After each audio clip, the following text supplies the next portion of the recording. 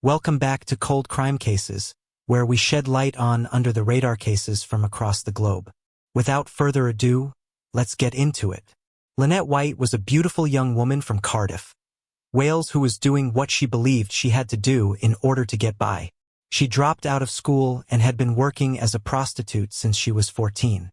Being a sex worker wasn't part of Lynette's childhood dream. Weeks before she was found dead, Tim Rogers, a BBC Wales journalist, interviewed her while investigating child prostitution. During the interview, she told Tim how she was drugged, taken to Bristol by a gang of men, and forced into prostitution. Yet, even after Lynette found her way back to Cardiff, she could not find her way out of prostitution. By 1988, Lynette, who was now 20 years old, was working the streets daily as a prostitute. Described as popular and pretty by friends, Lynette was probably the most visible prostitute working in Cardiff at the time. She was the first girl to be out at lunchtime and would be the last to leave at night. Working every day, rain or shine, even on Christmas, earning £100 per night. One would almost think White was working hard to have a better life. But that was not the case. It was all to pay for her boyfriend, Stephen Miller's, cocaine addiction. Every night, Miller took £60 to £90 from Lynette, who was his only source of income. Lynette lived with Miller in a flat on Dorset Street in Cardiff. Each day, Miller would drive her to Riverside in Cardiff, where she worked, and meet her later in the evening at the North Star Club to collect her earnings. It continued like that every day until February 9, 1988 was the last day Miller saw Lynette. She had not made contact with Miller or her friends in the days leading up to her death, which was very odd behavior for her. She was also due to make an appearance as a witness for 2 prosecution trials when she disappeared. No one knows the reason why White stopped contacting others 5 days prior to her death. The police thought she was deliberately hiding to avoid giving evidence and began to actively search for her. Earlier that same month, Leanne Vilday, Lynette's friend, had loaned Lynette her keys to a flat for the purpose of taking clients there for sex. On February 14, 1988, in the evening, Leanne, who probably wanted to use the flat, went there but found it locked, which was quite unusual. Lynette was nowhere to be found. Leanne became very worried about Lynette. She drove to Butetown Police Station to report her friend's disappearance. She returned to her James Street flat with 3 policemen who were expecting to serve an arrest warrant on Lynette and take her in. The policemen forced entry into the apartment and found Lynette lying there, in a pool of her own blood that a missing witness found dead with massive injuries. Who murdered Lynette White? According to the autopsy performed by pathologist Bernard Knight, Lynette had been stabbed over 50 times on her chest, face, stomach, wrist, breasts, arms, hands, and inner thighs. Her throat was also savagely slit from ear to ear. Though she was stabbed multiple times, the autopsy revealed that Lynette died from the throat injury. The pathologist also determined that Lynette was murdered on February 14th between 1:45 a.m. and 4 a.m. Lynette's body was found between the foot of the bed and the window, covered in blood. Azoospermic semen, which is semen containing no sperm, was found in her vagina and also on her underwear. There were 2 different blood types found on Lynette, her own blood and an AB-type blood, which did not belong to Lynette. Soon the news about Lynette's death had spread and police began to ask questions about the incident. Witnesses told the police that they saw a man looking distressed in the area where Lynette's body was found on James Street. The man looked very suspicious and he appeared to have blood on his hands. The suspicious man, described as a white male, approximately 5'8" to 5'10", and in his mid-30s, became the primary focus of the investigation. Efforts to find this man were exhaustive. Soon, they arrested a man that matched the suspect's description, but he was soon released after he presented his alibi. Police looked into Miller, Lynette's boyfriend, as the partner of a murder victim is usually the first obvious suspect. Miller was questioned but later released because his blood type didn't match the one found on Lynette. Because Lynette was supposed to appear as a witness against a man named Francine Cordell in court. Francine and his mother were investigated, but soon the 2 were eliminated as suspects because their blood also did not match the AB blood type found on Lynette. Very little is known about the case against Cordell or the other case that Lynette was set to give evidence in. Another suspect that piqued the investigators' interest was a man who was on a list of 12 persons of interest in the area due to their past criminal activity. He was a sex offender and a pedophile who lived close to James Street. His identity was concealed, and he was called Mr. X. When Mr. X was interviewed, he admitted to paying Lynette for sex in the past and was unable to account for his whereabouts at the time of the murder. Mr. X had blood type AB, which prompted the police to run a DNA test on him. When the results came back, it eliminated Mr. X from the investigation. Now, all that the police were left with were statements gathered from their door-to-door inquiry. Gromick, who lived in the flat right above where Lynette was murdered, together with his friend Atkins, gave statements implicating each other in their accounts. But as the statements contained 4 completely different accounts, the investigators didn't take it seriously. Ronnie Williams, a police informant, also gave an account implicating his common-law brother-in-law, Yusef Abdullahi. He initially claimed Abdullahi knew the killer and later implicated him directly, saying Abdullahi was the killer. It was known to the police that the two detested each other. So again, investigators dismissed the account. Leanne Vilde, who reported Lynette's disappearance on the day she died, was also suspected and questioned. The police visited her daily to question her. The pressure was becoming too much for her to handle, and one day, while she was drunk, she named Miller and Abdullahi as the killers. Violet Perriam, a secretary at a Cardiff yacht club, also gave a statement about the incident. 8 months into the investigation, she came forward claiming that on February 14th, while driving home from the club at about 1:30 a.m., she saw 4 excited black males outside the building where Lynette was killed. She then identified 2 of them as John Akhti and Rashid Omar. Perriam's statement would give the case a new direction. Angela Sala, who is mildly mentally retarded, also gave a statement that she saw Miller, John Rashid, Ronnie Acton, John's cousin, Tony Paris, and Tony Brace outside 7 James Street on the day Lynette was murdered. This was exactly what police needed, as her account corroborated Perriam's statement. Further implicating Abdullahi, John, Miller, and the rest were Gromick and Atkins, who gave new statements on the same day with Sala. They said they also saw a group of men including Ronnie and Abdullahi. Sala then gave another statement in December 1988 that she heard a scream from Lynette's flat and rushed there with Vilde. Coincidentally, on the same day, Vilde also told the police that she went to the flat after she heard Lynette scream and met Miller, Abdullahi, Ronnie Akhti, Miller's brother, and an unnamed mixed-race man. Unfortunately for Sala, she had an AB blood type. Police insisted that her blood was found on Lynette's socks. She then gave a new statement that she was part of the killing together with Vilde and the other guys. Vilde also admitted that she was forced to cut Lynette's wrist to ensure her complicity in silence.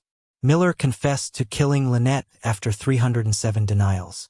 He also implicated the other men named, which led to the arrest of all the men allegedly involved in the murder. On December 7, 1988, the police arrested Stephen and Tony Miller, Yusef Abdullahi, Ronnie Akhti, Rashid Omar, and Martin Tucker. On December 9, 1988, John Akhti and Tony Paris were also arrested. For close to a year, they were locked up until their trial began on October 5, 1989 at Swansea Crown Court. This trial became the longest murder trial in British legal history, lasting 197 days. After spending 2 years in custody, Ronnie and John Akhti were acquitted of the murder, while Tony Paris, Stephen Miller, and Yusef Abdullahi were found guilty. Each were sentenced to life imprisonment, and since then they're known as the Cardiff Three. Even though no forensic evidence linked these men to the crime scene, they were held as the criminals. However, there were a lot of doubts and questions about the convictions. Consequently, the friends and families of the Cardiff Three began a campaign to overturn the convictions. The campaign received massive support and was followed by television documentaries in 1992. By December 1992, the Cardiff Three's appeal was heard. After the Court of Appeal had listened to Miller's interrogation, Lord Taylor said the police had bullied Miller during the interview. "Get involved, you'll mess ties the truth. I'm not involved. I'm saying that. I'm not involved. Well, why should somebody put you there? I don't know. I've been telling you all that I've done. I don't know. That's what I'm saying. I don't know. I don't know what they put me in there for." Therefore, the truthfulness of Miller's admission was irrelevant. The card of three were free at last. Their convictions were declared unsafe and unsatisfactory by Lord Taylor. But if the card of three didn't commit the crime, it means the real criminal was still roaming free. It brings us to yet the same question: who murdered Lynette White? 8 years later, the case was reopened. This time, Professor Dave Barkley and Chief Superintendent Kevin O'Neill were assigned to the task. The case took the officers back to the crime scene. By then, it was already 12 years since the incident happened. While examining the old crime scene photographs, Professor Barkley's eyes caught something that no one else saw in all these years. It was a large drop of blood believed to have been thrown from a knife onto the wallpaper. When the crime was committed in 1988, police removed lots of wallpaper in the flat to be stored as evidence. Upon searching through the old wallpaper evidence, they discovered that the only missing piece of wallpaper was the one that contained the large drop of blood. The forensic scientist didn't give up, though. He continued to study the crime scene photos and realized the blood could have dropped on the skirting board beneath. Underneath several layers of paint, the team found the blood completely sealed in and dry. Traces of the blood were also found on a piece of cellophane wrapper from a cigarette pack. Since then, the detectives and scientists dubbed the suspect Cellophane Man. The forensics team, led by Angela Gallup, got to work. But shockingly, the DNA profile was not found in any of the 140 police databases. But when the police searched for similar profiles, it was narrowed to just hundreds in the Cardiff area. Using the approach of familial DNA searching, a partial match was eventually made with the profile of a 14-year-old boy. This boy was known to the police as he was once arrested for joyriding in Cardiff. But could he be the Cellophane Man? If you thought about his age, then your guess was right. He wasn't even born when the incident happened. At that time, the case was 15 years old. Notwithstanding, the police had to visit his house. When they got there, they were told that the boy's father was dead, but he had an uncle, Jeffrey Gaffer. On February 26, 2003, detectives pulled up at Jeffrey's home, a semi-detached house in the village of Lanherne 15 miles west of Cardiff, but no one was home.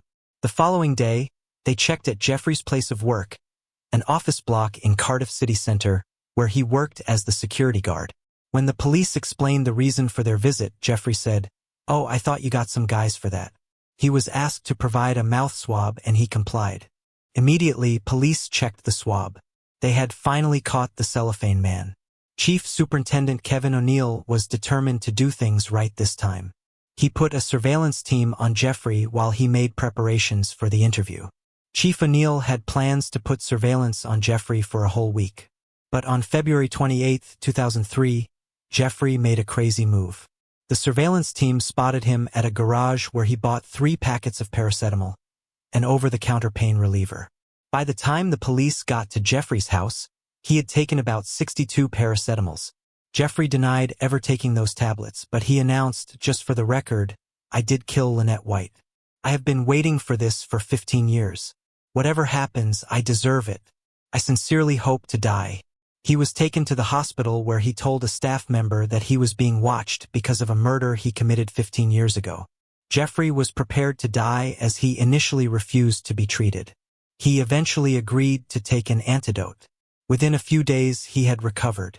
On July 4, 2003, Jeffrey pleaded guilty to Lynette White's murder, and the judge, Justice Royce, sentenced him to life imprisonment with a minimum tariff of 12 years and 8 months.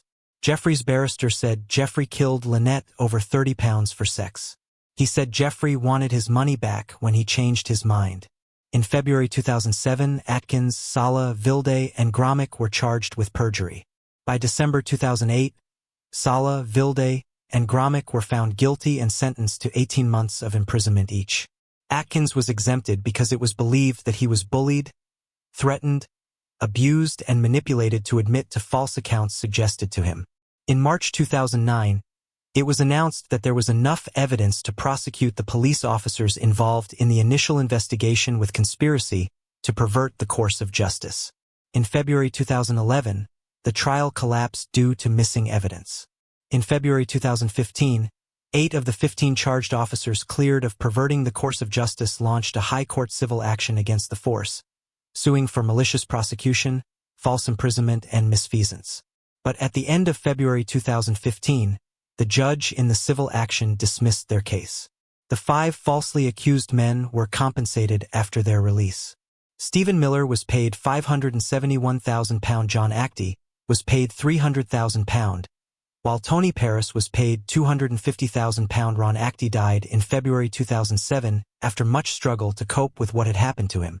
Youssef Abdullahi also died in 2011 of perforated cancer. He too had battled with post-traumatic stress disorder. On December 10, 1976, 81-year-old World War I veteran George Clarence Seitz left his house to get a nice haircut in a nearby barbershop in Jamaica, Queens. The old man mysteriously vanished into thin air, leaving behind no clues. Where did he go after leaving the house? What could have happened to him after setting out to do a harmless daily chore?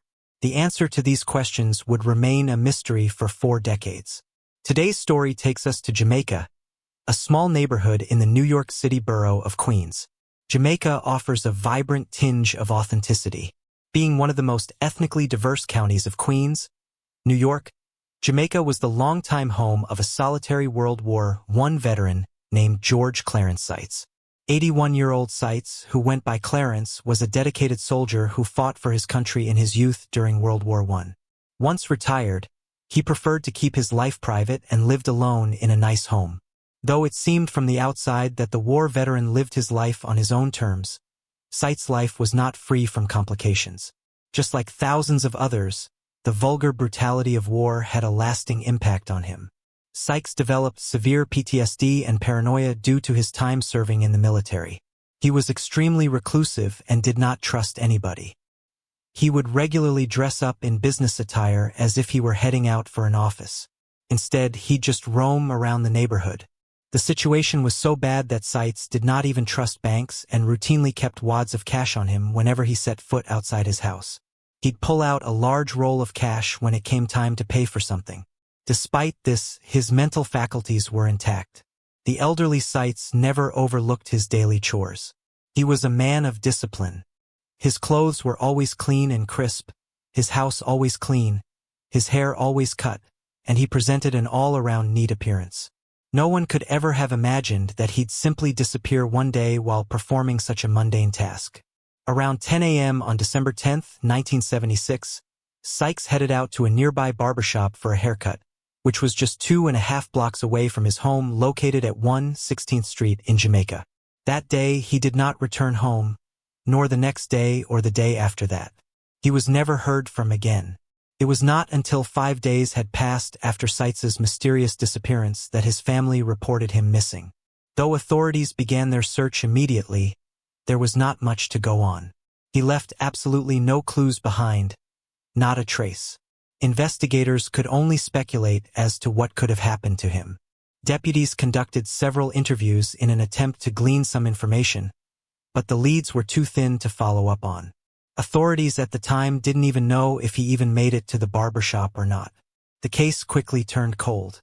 Over the years, the Queens County Sheriff's Office collaborated with the NYPD and FBI, making numerous efforts to solve it, but they could never unravel the mystery. After lying dormant for decades, finally there was an unexpected breakthrough which turned the case white hot. In February, a woman in her 50s called the 102nd Precinct Detective Squad to report a crime that occurred decades ago. She was an eyewitness to a horrific murder and carried the secret with her for more than 4 decades. The call was picked up by Queens South homicide detective Eric Contreras. At the time, he was just 31 years old. He'd been a cop for 9 years and a detective for 3. He was a young and dedicated detective.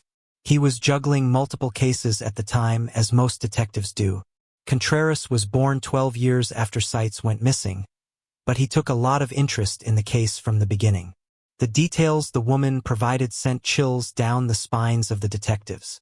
She claimed that when she was just 11 years old, she witnessed her mother's boyfriend cutting up a body and burying the body parts in the backyard of a Queens home where she was living back in December of 1976.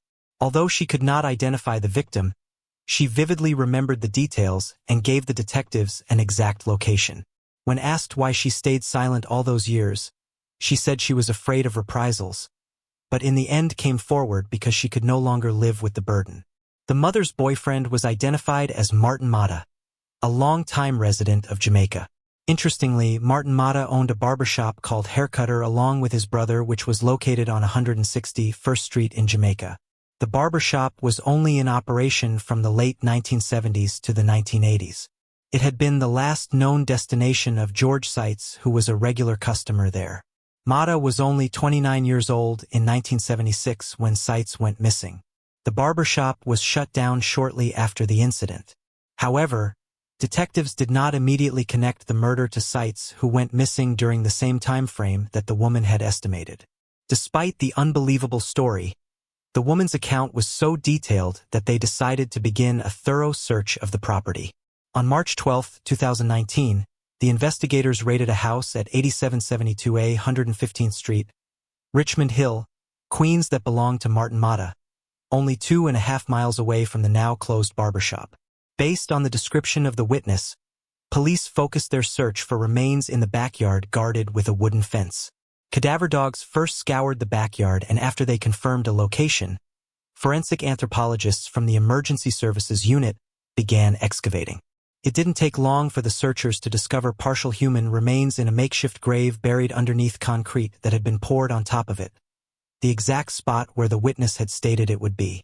Unfortunately, only a pelvis and part of the torso were recovered from the scene, as the rest of the body had been dismembered at the neck, shoulders, and hips. NYPD investigators turned to genetic DNA technology to identify the victim, but there seemed to be a problem with the scenario. At the time, New York state law only allowed police to use that method when seeking to identify a suspect, not a victim. The FBI agreed to assist in the investigation since they had no such limitation under federal statute. The Queens County District Attorney's Office, along with the NYPD and the NYC FBI office, contacted Othram, an independent laboratory with expertise in genetic genealogy and DNA sequencing, to identify people. The lab was asked to perform advanced DNA testing that would lead to the identity of the homicide victim. Despite the level of decomposition of the remains, Othram was able to extract DNA from the bones and develop a complete DNA profile. Unfortunately, the profile did not match anyone in the local, state, or national databases. To unfold the mystery of the victim's identity, the DNA profile was used to perform a comprehensive genealogical search and to create a family tree through genetic matches. Luckily, the result came up suggesting that the victim's family members were still living in Ohio and California. The Queens South Homicide Squad detectives Contreras and Gaines immediately flew out to Ohio to speak with them. The family immediately knew that this had to do with their missing relative. They went on to tell the detectives how George Seitz had vanished after setting off to get a haircut. The question of what had happened to him had stayed with their family ever since. The body was positively identified as George Clarence Seitz from the DNA provided by his family. They also provided a picture of him as a young soldier in uniform. Upon further investigation using NYPD archives and microfiche, detectives were able to find a missing person report for George Seitz from 1976. To tighten the loose ends, an age-progressed photo was created from the picture Seitz's family provided. The witness confirmed it to be the person she saw being dismembered by Martin Mata. Finally, after over 40 years, the family had some answers. The only question that remained was the motive. It was theorized that Moto fatally stabbed Sykes in the head soon after he reached the barbershop and robbed him of $7,000 to $8,000, as he knew about his customers' habits of keeping a large sum of cash with him. People would see the money he had on him, Detective Contreras later said. The extensive investigation lasted for 2 years and spanned over 5 states since the witness first came forward. In November 2021, 75-year-old Martin Mata was arrested from a Jamaica home where the homeowner says Mata would stay sometimes as a favor to a friend of a friend. He was brought into the Queens County District Attorney's Office and arraigned on a charge of intentional murder and remanded. However, no other charges can be brought due to the expiry of the statute of limitations. In October of 2022, Mota pleaded guilty to manslaughter. He was sentenced on November 7, 2022 for 20 years in prison for the 1976 slaying. After 46 years of eluding justice, Martin Mota is being held accountable for his merciless deeds. Though it does not erase the agony Seitz's family was put through, we can only hope that the identification of the remains and the indictment of his killer will bring some peace to his loved ones. For almost 2 decades, Keith Hall hid a big secret from the world. He was a well-known pimp and a drug addict, but there was an even darker side to him that no one knew about. In February 2002, Keith murdered 19-year-old Rachel Wilson, whom he had been in a toxic relationship with. A series of lies to the authorities helped him to successfully cover his tracks. But when Rachel's bones turned up several years later, it was game over for him. This story will take us to Middlesbrough, England.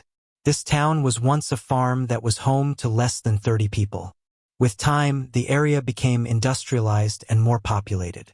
Now, it's famous for its football club and transporter bridge. Unfortunately, sex trafficking has also been a major problem plaguing Middlesbrough. Teenage girls as young as 16 can be found working as prostitutes. Rachel Wilson is described by her family as full of life, fun, and cheeky. It seemed as if she had her whole life ahead of her and nothing could possibly go wrong. The Rachel we remember was very happy and bubbly. She was amazing. Nicola Wilson, Rachel's younger sister, told the media. We went everywhere together and were really close. However, meeting Keith Hall at the age of 16 would mark a turning point in her life. Keith was more than 20 years older than her, yet despite this, an unlikely relationship developed between the two. It was obvious from the beginning that their relationship was heading for disaster, but Rachel didn't know any better. Keith was able to take advantage of her innocence, and in no time, he introduced her to a world of hard drugs, specifically cocaine. Rachel soon became heavily dependent on the stimulant. She went from being the greatest sister ever to someone ruled by her addiction. Carl, Rachel's younger brother, said, "She always promised me she would come off the drugs though. She promised she would be off them by my 18th birthday." Rachel's life began to gradually spin out of control due to the level of influence Keith was having on her. At some point, he decided to kick things up a notch. They needed money to fund their lifestyle, and Keith saw prostitution as the perfect opportunity to bring in that money. He soon talked Rachel into selling her body for money, and because of her addiction, Rachel had no choice but to oblige. She was soon working most nights on the streets of Middlesbrough to fuel both her and Keith's drug habit. Yet despite her sacrifice, Keith still wasn't satisfied. At times, she brought in less money than he expected. Whenever this occurred, he'd become violent. Rachel was suffering both physical and emotional abuse at the hands of the man she'd chosen to trust. She was growing increasingly more afraid of him as his violent, erratic behavior continued to escalate. Rachel's family did not fail to notice the change in her. They became aware of her drug addiction and saw how it was affecting her.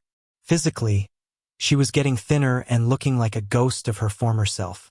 However, they had no idea what she was going through at the hands of Keith. She went to great lengths to hide the abuse. She was always happy, even though we knew she was struggling. Rachel was a loving daughter and an all-around cheeky teenager. Rachel's mother, Tina Wilson, said. Her family eventually sought medical help to combat her addictions. However, their intervention was a little too late. On May 30th, 2002, Rachel paid a visit to her sister, Nicola. That visit was not unusual in any way. At the time, Nicola had just given birth to a baby girl, and Rachel had been going daily to spend quality time with her sister and the new baby. The visit was just like any other. After some time well spent with her sister and niece, they said their goodbyes. That same evening, she also spent time with her mother and other family members. They all went to a fair, and by 11 p.m., Rachel went on her way. That was the last time any of her family members saw her alive. A few days later, Rachel's family were getting increasingly concerned that they hadn't heard from her. This was unlike Rachel, who, despite her lifestyle, was very close with her family. They went in search of Rachel at her apartment and other places she was known to frequent, yet there was no sign of her. It was as if she had left town entirely. Rachel had her own flat, but she always kept in touch. Sometimes we'd wonder where she was, but she'd always turn up a couple of hours later. Nicola had later said about her sister's disappearance. Eventually, Her family involved the police, and a full-scale search for the missing teenager was soon launched. Police questioned Keith and was asked about his whereabouts around the time Rachel disappeared. Keith told authorities that Rachel had run off with a man she'd met at a local fair. He maintained he had no idea what became of her after that. Unfortunately, investigators had no tangible evidence to go on. The only lead the police had was CCTV footage of Rachel. She was last seen on CCTV walking down Southfield Road, Middlesbrough. This was around 7:02 a.m. on May 31, 2002. In the days that followed, the search for Rachel intensified, but there was still no trace of her. The search continued for 16 months, and in that period, police and Rachel's mother made several appeals to the public for information regarding Rachel's disappearance. They feared the worst, but there was really nothing to confirm that she was dead. Her entire family was thrown into a state of confusion. They had no idea what had become of their beloved Rachel. Her mother, in particular, held out hope that her daughter was out there and would make her way back home and walk through the door at any minute.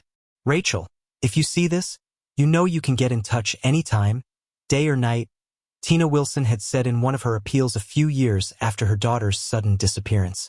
In February 2005, Rachel's brother, Benji Hopkins, died from an antidepressant overdose. According to the family, Benji's death had much to do with Rachel's disappearance. He and Rachel had been very close, and her sudden disappearance had taken a huge toll on his death. Benji's death was a huge blow to the family, who was left to deal with another loss. On June 27, 2012, a group of men were working on a farm located on the outskirts of Middlesbrough when they unearthed human bones. The bones were found buried in a shallow grave.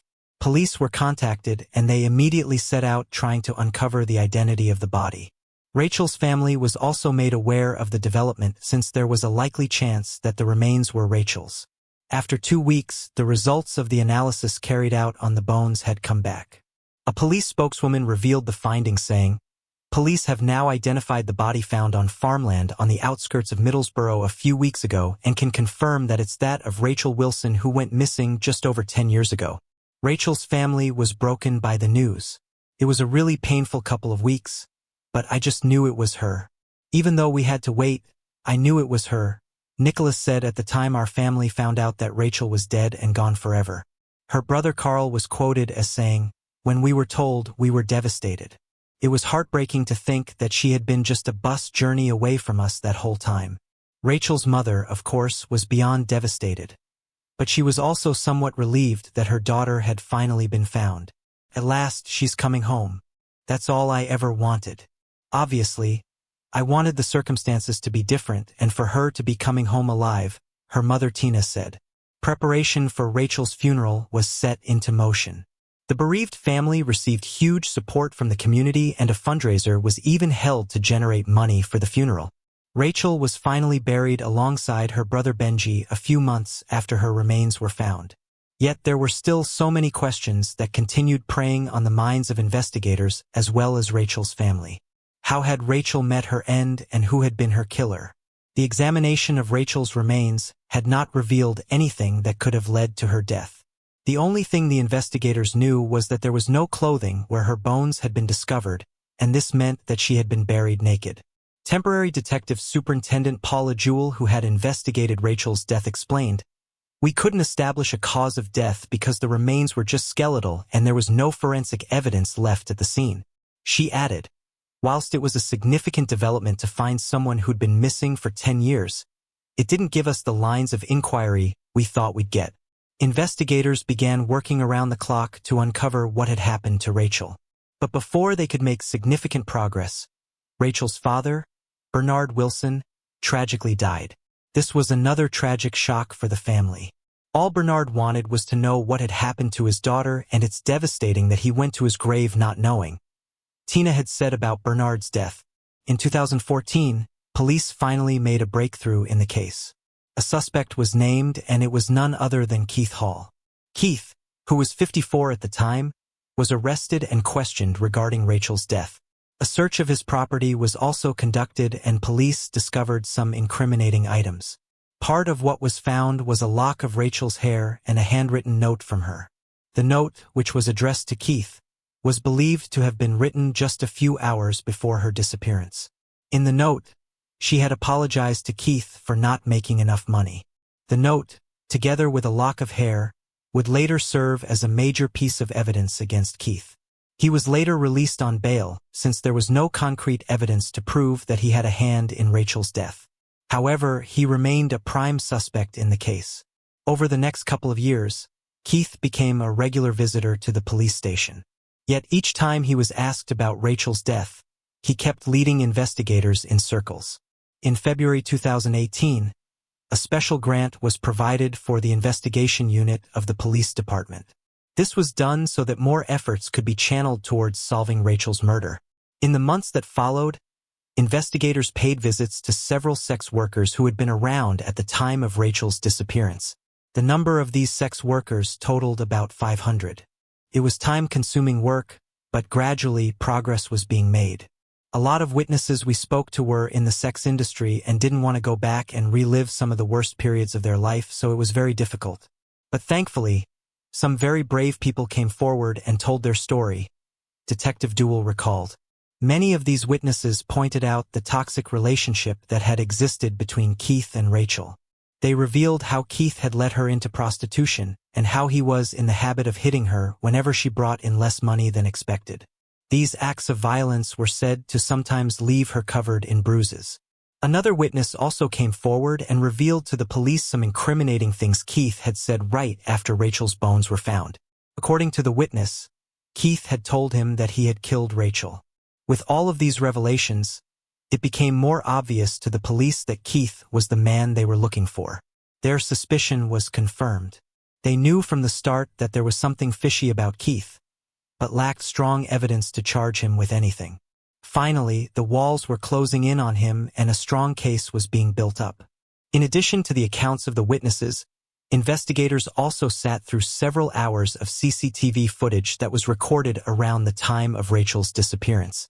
From the footage, detectives noticed a purple Vauxhall combo van moving around the Middlesbrough area. This van was believed to have been used in Rachel's murder. Upon further investigation, they were able to link the vehicle to Keith. With all this evidence, investigators were able to come up with a rough idea of how Rachel had met her end.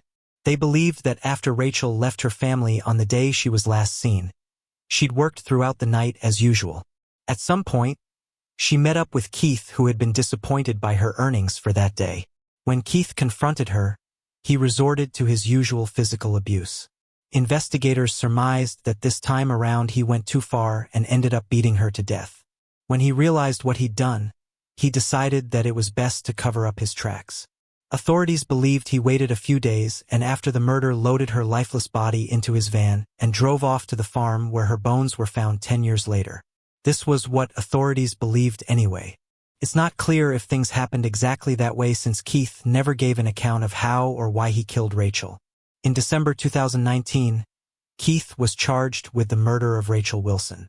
In addition to this, he was also charged with living off of immoral earnings and perverting the course of justice, the latter due to him trying to influence a key witness to lie to the police. Despite all of the evidence that pointed to him as Rachel's killer, Keith maintained his innocence and pleaded not guilty. After this, a trial date was set for June 3, 2020, but due to the coronavirus pandemic, it was shifted to October 6 that same year.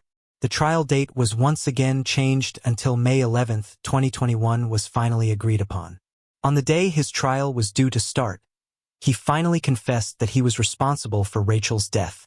He denied the charge of murder but pleaded guilty to manslaughter, which was a lesser charge. He also pleaded guilty to the other 2 charges brought against him. After his admission of guilt, a spokesperson for the Crown Prosecution Service, which is responsible for prosecuting criminal cases, spoke to the media about the reasons why Keith's plea for manslaughter was accepted.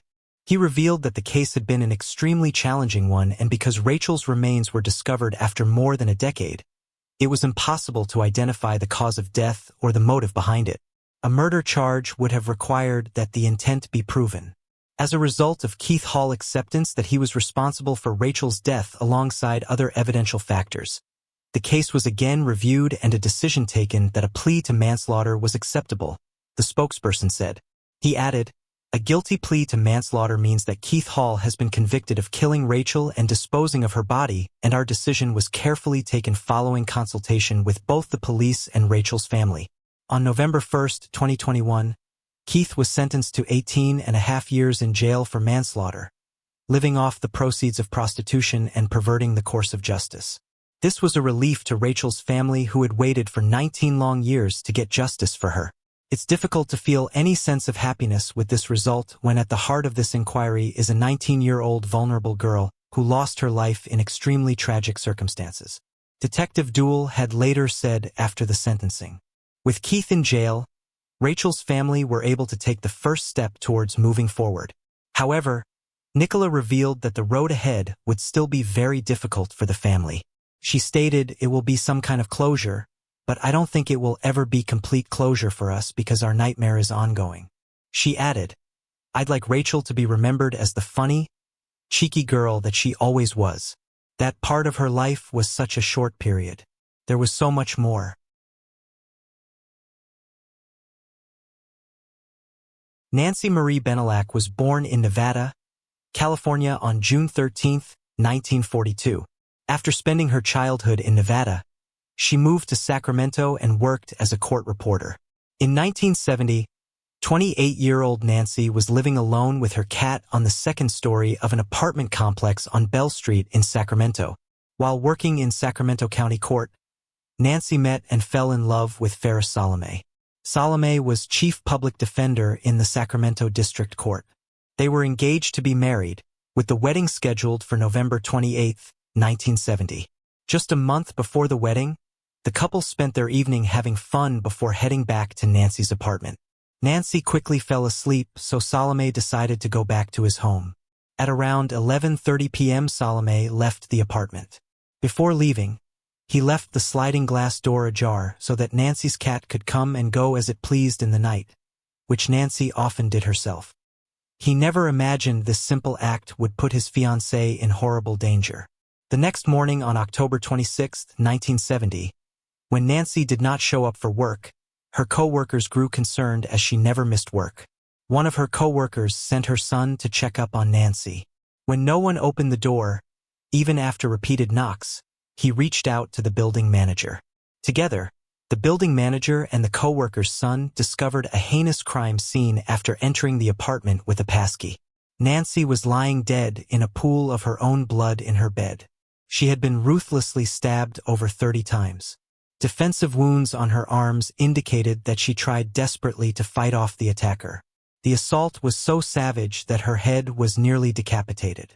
Authorities were alerted and they arrived a few minutes later. Blood was everywhere, but no fingerprints were found inside the apartment, indicating that the murderer had probably concealed their fingers to avoid leaving fingerprints. A long blood trail was also discovered, which started from the second-story balcony continuing to the sidewalk below and around the apartment complex buildings, which ended in the apartment complex parking lot. Investigators at that time believed that the attacker got into the apartment by climbing up to the balcony and then attacked and killed her.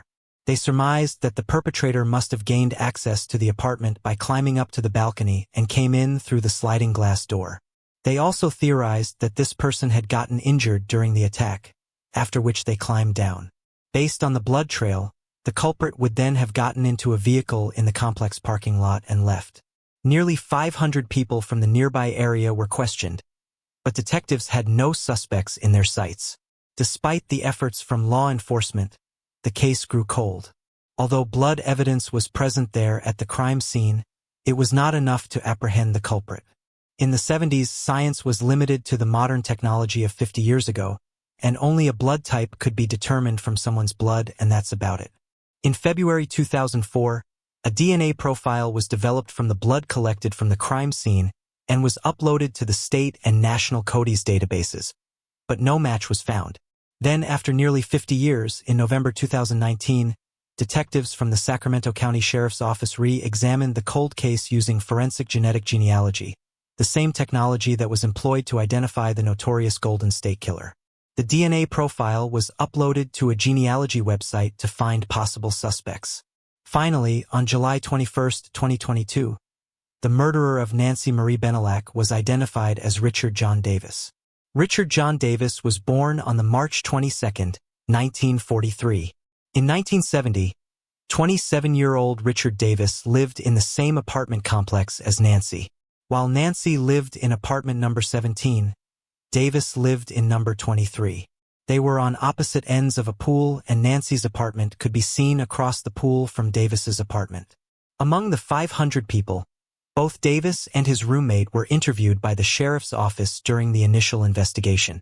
However, each provided alibis for one another. Davis had no previous convictions except for a driving under the influence charge, so his DNA had never been uploaded to the Cody's database. No motive for the murder has been mentioned, but the murder did appear to be premeditated, according to investigators, due to the killer's choice of placing masking tape over his fingertips, which clearly indicated this was a premeditated attack. Nancy was not close to Davis. The only connection they could find between Davis and Nancy was the apartment complex they both lived in. However, investigators now believe that Davis stalked Nancy and was jealous about her getting married to a decent man weeks later. Apparently, this jealousy and rage are what motivated him to break into her apartment and kill her. The revelation was bittersweet to Nancy's family, as Davis died on November 2, 1997 at 54 years of age due to complications from alcoholism. However, they were relieved to finally know who was responsible for Nancy's death. On June 30, 1972, Donald and Joyce Hebert were blessed with a beautiful baby girl. They named their daughter Stephanie Lynn Hebert. The middle-class family lived in a suburban neighborhood along the Mississippi River in Wagaman, Louisiana. In May of 1978, Stephanie graduated from kindergarten at Live Oak Manor Elementary School. Shortly after that, schools were dismissed for summer break. Kids were riding bikes back and forth from their homes to friends' homes, to convenience stores to buy treats, to explore wherever their little feet could pedal to, so long as they were back home when the streetlights came on, as was a common rule in those innocent times. Days before her 6th birthday, on June 13, 1978, Stephanie checked into her house to grab lunch. She had spent the previous night at her friend Lizzie's home. Around 2:30 p.m., after having a bite to eat, she again left her home to go to the house of another friend, Lori, who lived just a few doors away. As it was a safe community, she went alone. This was the last time anybody saw Stephanie. She never made it to her friend's house. Authorities were notified, and they immediately started searching for the little girl with blonde hair, blue eyes, and baby blue-rimmed glasses. More than 100 deputies and 50 volunteers relentlessly searched for Stephanie on foot through the dense woods and swampy areas surrounding the subdivision. Helicopters were also flown over those woods to scan the whole area. They even called for heavy equipment to help give searchers access to areas covered in underbrush and vegetation. Her mother, Joyce, was quoted as saying during the search, "This is hell. I wouldn't wish this on anyone, not even the devil." Initially, it was believed that Stephanie simply walked away and got lost on her own. But when she was not found after 72 hours of extensive searching, it was concluded that there had been a kidnapping. A single lead developed during the search. A local ice cream truck vendor said between 4:30 and 5 p.m. on the same day Stephanie disappeared, he sold 2 sticks of cotton candy to a girl that looked like her, accompanied by a woman wearing heavy makeup. Around 5:30 p.m., an 8-year-old neighbor boy had also seen Stephanie with a woman of similar description about 4 blocks from the Hebert home. However, no such woman could be found even after a thorough search, and the lead fizzled out. As the days passed into months, the chances of getting her back alive were slim. All efforts fell short. Sadly, 5 months later, on the week before Thanksgiving, a hunter made an awful discovery. About 20 miles away from her home in a remote wooded area of St. Charles Parish, a tiny skeleton was found tied to a willow tree with a rope. Her glasses, shoes, and clothing were scattered nearby except for her underwear.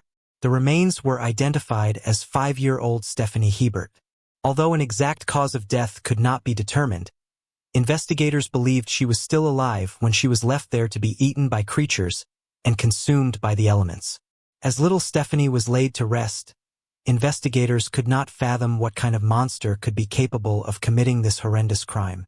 There were several suspects throughout the years, but none could be prosecuted due to the lack of solid evidence. The case soon turned cold. In February 2012, a courageous victim came forward with some truly shocking information about her own sexual assault back in 1979. After the revelation, Daniel Parks emerged as a new suspect in Stephanie's murder. Daniel Parks lived only 8 houses down from where Stephanie lived when she was murdered. He raped a then 7-year-old local girl around the same time as Stephanie's disappearance. This was the same girl who came forward with the information in 2012. The girl was friends with Stephanie and remembered Parks threatening her, saying that she might end up like Stephanie. In the police interrogation, Parks confessed to the rape as well as the comment about Stephanie, but later recanted his confession. He maintained that he had incorrectly implicated himself in the crime due to his condition of diabetes. He was found guilty of 2 counts of aggravated rape and was sentenced to life in prison. He remained the suspect of Stephanie's murder for many years, but was never charged with a murder. Authorities set their sights on another suspect after Jason Franklin Jr., 50, referred to as Jay, came forward in February 2012 to reveal the sexual and physical abuse he suffered at his own father's hands. His father, Jason Franklin Sr., was a resident of the same community as Stephanie in 1978. Jay went on to divulge an even more disturbing story from his childhood. He claimed that both of his parents were involved in Stephanie's abduction, and that he, at 6 years old, was not only a witness, but was used as bait to lure the young girl in. Jay told the investigators that his father, Jason Franklin Sr., was a serial predator of young children, and sometimes he was forced to watch and even take part in the abuse. According to Jay, Stephanie was one of those victims. Jay claimed that Jason raped Stephanie on 3 separate occasions before her murder. Jay also revealed that it was Joyce Vinay, his mother, who abducted Stephanie Hebert and brought her to her ex-husband, Jason Franklin Sr. Though the two were divorced, Venett still loved Jason Franklin Sr. and would often help in his husband's sick activities. On June 13, 1978, Venett lured Stephanie into their car and drove her to a house in Luling, where Jason was waiting. At some point, Jason put Stephanie into a car and told his former wife to follow. They drove to the swampy area where Stephanie's body would later be found. Jason stripped Stephanie of her clothes and took Polaroid photos while forcing Jay to pose with her. On previous occasions, Stephanie had kept her mouth shut about the abuse, but Finey argued with Jason about whether this might be a step too far. Stephanie threatened to tell her father this time. Jay recalled her tearful declaration, "I am telling Daddy," a comment that perhaps sealed her fate. Jason witnessed his father straddling Stephanie, tying her to the tree as they pulled away. He even led investigators to the exact area where Stephanie had been found. When detectives confronted Vinay, she denied involvement and called her son a liar. Despite Jay Franklin's testimony, it still took authorities years to prepare a case due to a lack of physical evidence. They had to determine whether the testimony was admissible and what charges Jason would be eligible for. In February 2018, Jason Franklin Sr., 76, was finally arrested and charged with Stephanie's murder. Unfortunately, Joyce has never been charged due to a lack of evidence. Donald and Joyce Hebert lived long enough to see Jason Franklin Sr. arrested. Although they both died in 2020, hopefully they died in peace knowing their daughter's killer had been put away. However, the case was abruptly halted in January 2022 after Jason died of a respiratory illness while in prison. The investigation of this 44-year-old cold case was officially closed after Jay Franklin, the main witness, was killed by an alleged drunk driver in June 2022. For 42 years, Irene Wilkowitz waited to discover the identity of her sister Eve's killer. It was 4 decades of constant fear, not knowing if she too would be the victim of a murder. Eve Wilkowitz was a 20-year-old woman living in Bayshore, New York. She was working as a secretary at a publishing house. She was reported missing after failing to return home from a night out. Her body was found in a yard mere blocks from her apartment. She was kidnapped, raped, and strangled to death after taking a late-night train back from Manhattan. For Eve's sister Irene, the case haunted her for her entire life. She was just 17 years old, when police arrived at their family home to deliver the devastating news. Irene never gave up the fight to find who killed her sister. She wasn't famous. She wasn't a celebrity. She was my sister, and she matters, said Irene. Eve was born on April 17, 1959. A Long Island native, Eve grew up in Oakdale, New York. After her mother's passing from cancer in 1977, she soon moved out of the family home and into her own apartment. Here she lived with a roommate, Robert Grogan, for 2 years. Friends described her as vibrant with a heart as big as her dreams. She was working for a popular publishing house in Manhattan and frequently commuted by train.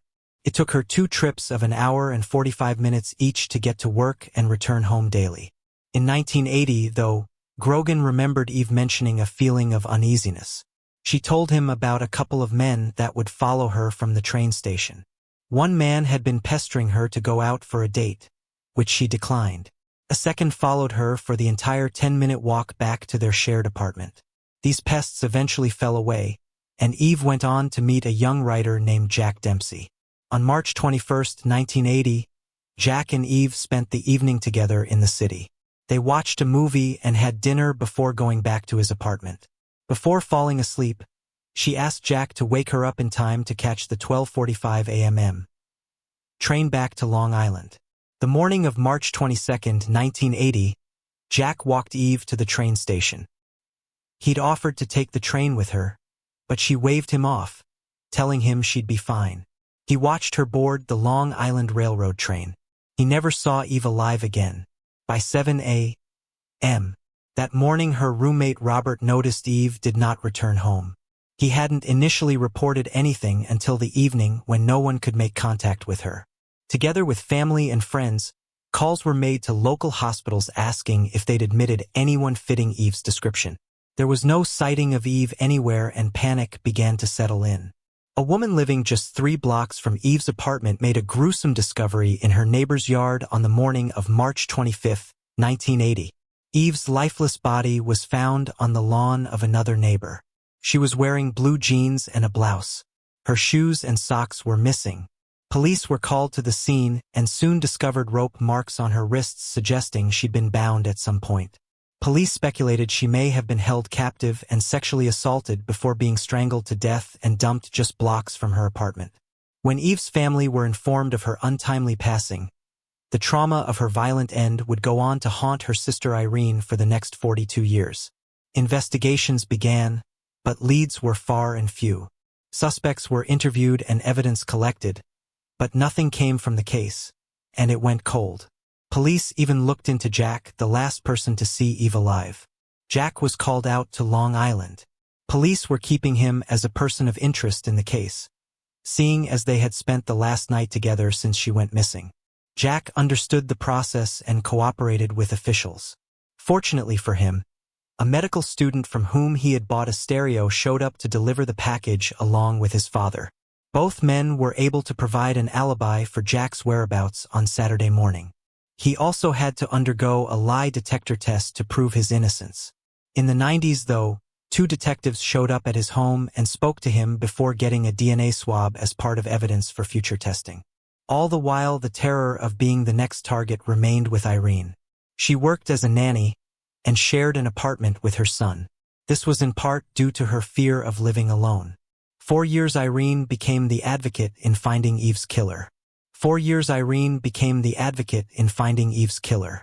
Being the only sibling, Irene had no one but her father to turn to when in doubt. Unfortunately, he too passed away in February 2010 before knowing who was responsible. Irene kept the memory of Eve alive by giving interviews to local newspapers each year on the anniversary of Eve's murder. She went on to study, work, and marry. She raised 2 children and divorced before moving away from Long Island, living with the fear of being the target of a killer. Her pursuit for justice had her keeping up with detectives every few weeks, following up with leads and being active in the case. Although police were trying, DNA testing had not yet progressed to an advanced stage. Then in February 2018, Irene's son told her about the genetic genealogy testing used to identify the Golden State Killer. There was renewed hope. In January 2019, Irene contacted famous genealogist C. Moore. However, Moore said that she could not get involved as New York didn't yet allow the technique to be used in a criminal investigation. New York was one of the states hesitant to use the technology as privacy advocates feared the government's misuse of people's personal data. It was going to be a rigorous process, one that would take months or years. The State Department of Health required a private lab to obtain a permit which at the time was not being granted in the case. Irene pleaded with Suffolk County Police Lieutenant Kevin Bauer, who was a homicide investigator and oversaw Eve's case, to find a way. Bauer, too, was frustrated by the circumstances. But by December 2019, Suffolk County authorities found a loophole. Since the FBI helped with the original investigation, they were not restricted to New York laws. The semen sample lifted from Eve's body was sent to their labs with permission from the New York Department of Health. Agreeing to this, the FBI began the process of testing. And in July 2021, one of the agents specializing in genetic genealogy told investigators she'd found a distant relative of the unknown suspect, the common surname being Rice.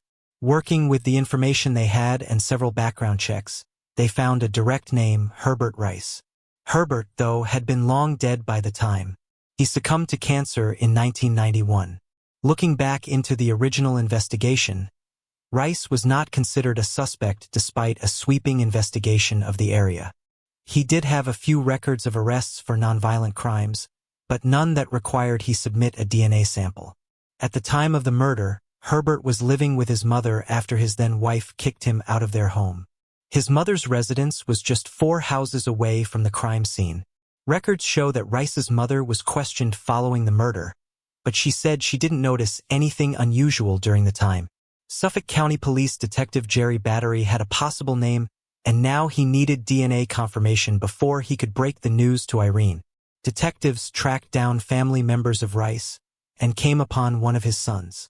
Failing to obtain a covert sample, Battery just walked up to the son's door and knocked. Hesitant at first, Rice's son eventually allowed Battery and his team to take a DNA swab. Once detectives explained their purpose for the visit, he explained that he had not shared a close relationship with his father. Rice's son and ex-wife filled much of the missing details surrounding the mystery. Although he was not responsible for Eve's murder, Rice's son still wished he could apologize for the actions of his father to the Wilkowitz family. In August 2021, the DNA sample proved that Rice was the killer as his son's DNA sample provided the missing familial link. But Tari, accompanied by other detectives, knocked on the door of Irene Wilkowitz and gave her the news that she'd been long waiting to hear. Irene admitted to expecting the worst, that detectives would tell her that they had hit a dead end. Falling into the arms of her son Evan, whom she had named in memory of Eve, the nightmare that long haunted her waking hours came to an end. For 42 years, this is all I wanted. I just wanted it to be over. My goal was to be a mom. And beyond that, I didn't allow myself to dream any other dream because I was afraid someone would come along and murder me, she said. They explained to Eve the process of finding Herbert Rice, and after the meeting, Irene said she was open to talking to Rice's son. He too told detectives he would consider the option. Irene thanked all investigators for their outstanding dedication to the case and in solving Eve's murder. I just want to say thank you, said Irene, and how sorry I feel for him and his family to know that a family member is responsible for a crime like this, and they have to live knowing that. It's horrible for them as well. Before announcing the case being solved, investigators obtained a search warrant to exhume Rice's body. The results of testing came back positive on March 23, 2022, nearly 42 days to the date of Eve's kidnapping. Suffolk County Police Commissioner Richard Harrison praised genetic genealogy for the ability to help them find the killer. Bayworth praised Irene for her enduring faith in finding Eve's killer. He said she was the real star of the case. In the years that passed, Jack Dempsey wrote on a blog about the feelings that consumed him following Eve's brutal murder. He writes about the impact her death had on his emotions and the periods of heartache. He likens her loss to a cosmic iron wall that he needed to climb to find release. At the end, though, he thanked her for the inspiration she gave him and the guidance she still provides as he makes his way up into the world of writing. In his blog, Dempsey encapsulates the emotions felt by all those who had the privilege of knowing Eve and now feeling the void of her loss. For Irene, though, There will always be unanswered questions. I can't ask him anything. Why did he do it? There are no real answers. No reason why, she said. Irene wants her sister to be remembered not just as a story being retold to the media. She was a real person and she liked to be a big sister to me. I want people to know that, she said. Super Bowl Sunday, 1989. While America celebrated the San Francisco 49ers winning over the Cincinnati Bengals, the Rogers family suffered in silence without any word from their beloved sister and daughter, Cynthia. Cynthia Rogers was a 27-year-old biologist working on Parkinson's disease research at the National Institute of Health. She was living alone in an apartment complex in the Forestville area of Prince George County. Her family last heard from her on the morning of January 22, 1989. According to her family, she planned on doing some grocery shopping. She had been on her way to the local store along the familiar tree-lined path used by locals. Unknown to Cynthia, evil lurked among the trees waiting for an opportunity to strike. For 5 days, Cynthia's continued silence fueled her family to begin a search for her that would end in tragedy. Her body was discovered on January 27, 1989, dumped alongside a dirt path strewn with litter in a wooded area of Forestville. Detective Bernie Nelson described the attack as extremely vicious. Cynthia suffered multiple blunt force injuries to her head and upper body. She was sexually assaulted and eventually strangled to death. Described as a free spirit and someone who loved watching birds and taking long walks, Cynthia's death left a void in the lives of her loved ones. For her mother, Rosia Rogers, there was no healing. It's just a big hole, she told Fox 5 during an interview in February 2001. It's just a big old hole, By then, it had already been 12 years since Cynthia's murder, and investigations had hit a stumbling block. Although DNA evidence collected at the scene was used to rule out possible suspects, the sample was still not strong enough to enter into the FBI database. The profile that the FBI was able to develop from the sample wasn't strong enough to meet the standards entered into the database. But it is something we can work with given the name of someone we can approach and obtain their DNA and compare it directly to the sample, said Nelson. But there was no name. No suspects ever appeared on the radar in connection to Cynthia's murder. However, on January 24, 2022, the case was revived by investigators, not without the help of Cynthia's cousin, Dawn. She had been working tirelessly to find new methods of technology that could help detectives solve the case that had haunted their family for far too long. She spent years probing detectives and inquiring about DNA advancements until she finally had her voice heard. I've been making any efforts I could to keep this case in the forefront. It's a glimmer of hope in general that my efforts were not in vain, said Dawn.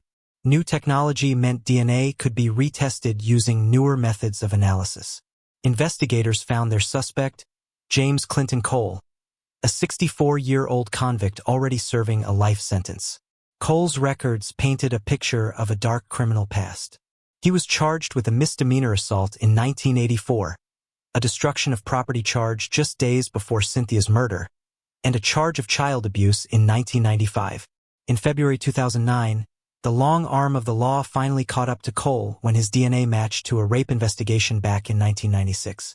The girl had been walking behind Benjamin Stoddart Middle School when she was accosted by the suspect of knife point. He then forced her into the wooded area where he proceeded to rape her. Before fleeing, he tied her hands and feet with scraps of material. She was able to free herself and sought help at a nearby residence. Police questioned the girl, who described her attacker as a medium-complexioned black man. He had short hair, was 6 feet tall, and was wearing a black and white striped shirt.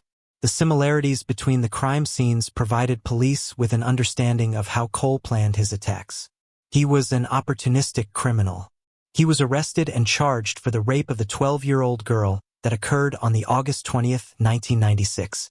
He received 2 life sentences and during his imprisonment was linked to the murder of Cynthia through advanced DNA testing. He's currently serving a sentence at the Western Correctional Institution in Cumberland, Maryland. Cole was charged with first-degree murder, first-degree rape, and several other offenses against Cynthia. It's unclear when he'll appear in court, but Cynthia's family want to be there when it does happen. For her mother Rosia, The news has made things lighter. It makes us feel better.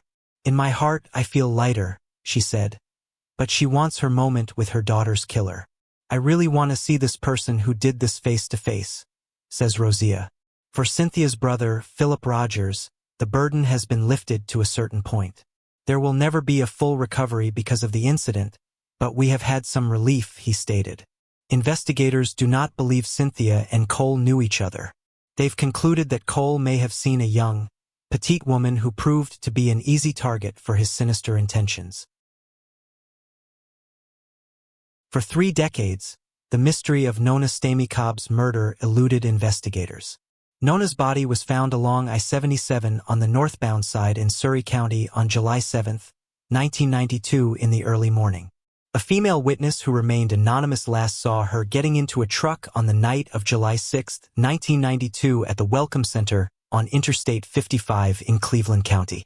The truck was being driven by an unidentified white male.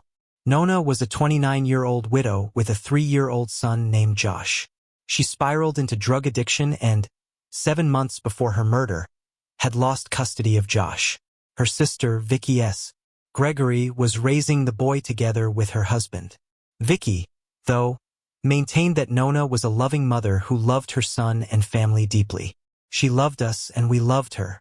Just because you do something wrong doesn't mean you stop loving her, she said. Nona was found strangled to death by a passing driver on the highway with very little evidence apart from DNA on her clothing and semen on her body. There were no suspects police could pinpoint at the time. Then in April 1995, 3 years after Nona's murder, interest was revived following the confession of a known serial killer. Sean Patrick Goebel came forward and confessed to the murders of 3 women. Goebel allegedly targeted sex workers and transported them across states before dumping their bodies along interstates. He confessed to the murders of Brenda K. Hadji, aged 45, Sherry 2 Mansour, aged 34, and Rebecca Haynes, aged 36. His modus operandi seemed to match that of Nona's murder. However, DNA testing cleared Goebel as a suspect in Nona's murder after the semen sample did not match with Goebel's DNA profile. Investigators were back to square one. It wasn't until April 2021 that new technology would help solve the decades-old mystery. The North Carolina State Bureau of Investigation, Surrey County Sheriff's Office, and Identifinders International collaborated to catch a killer.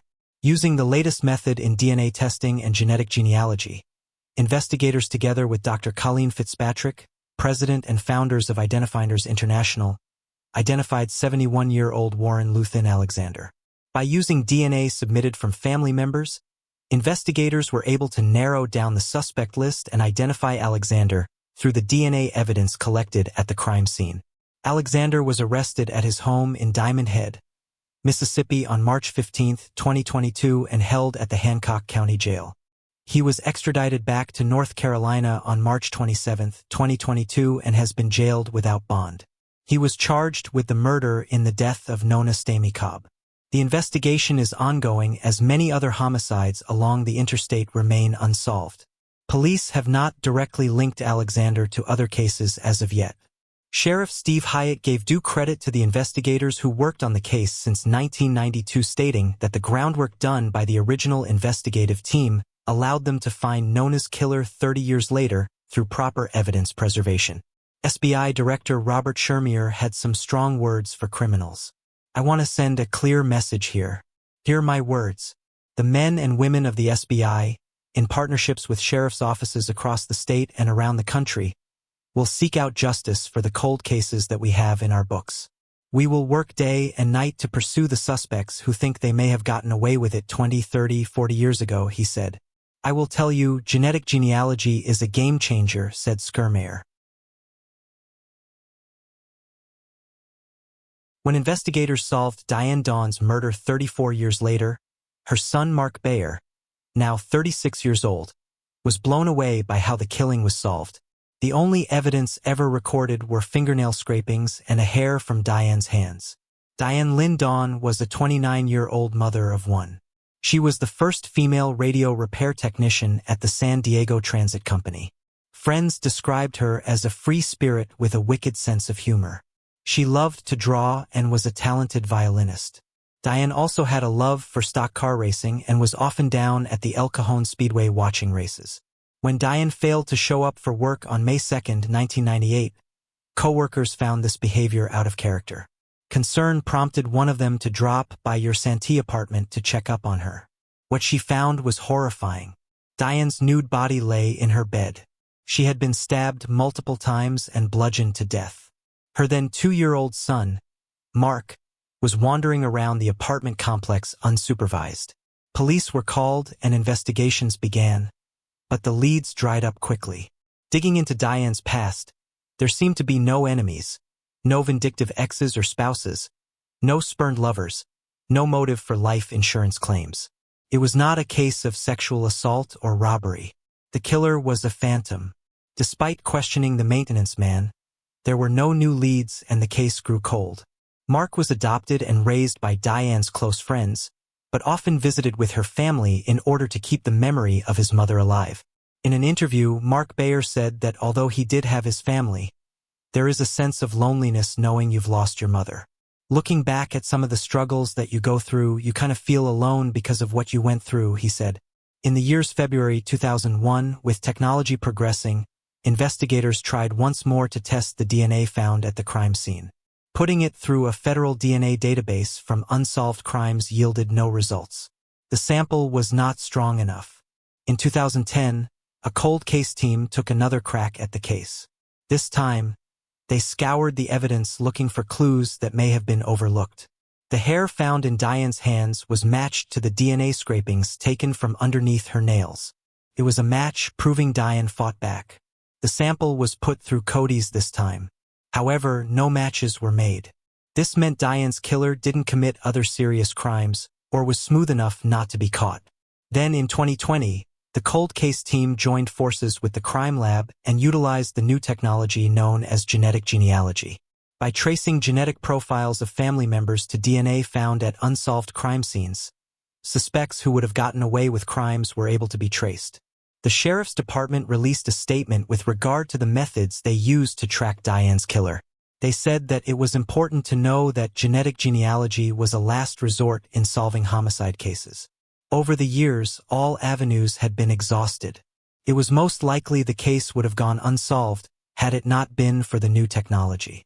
Using the single strand of hair and samples of DNA scrapings, investigators were able to match the DNA to possible relatives on the genealogy database.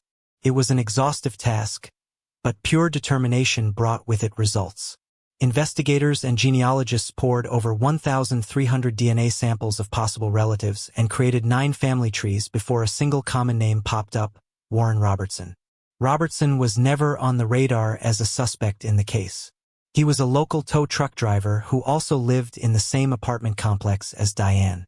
He too was known to enjoy stock car racing and did visit the El Cajon Speedway on occasion.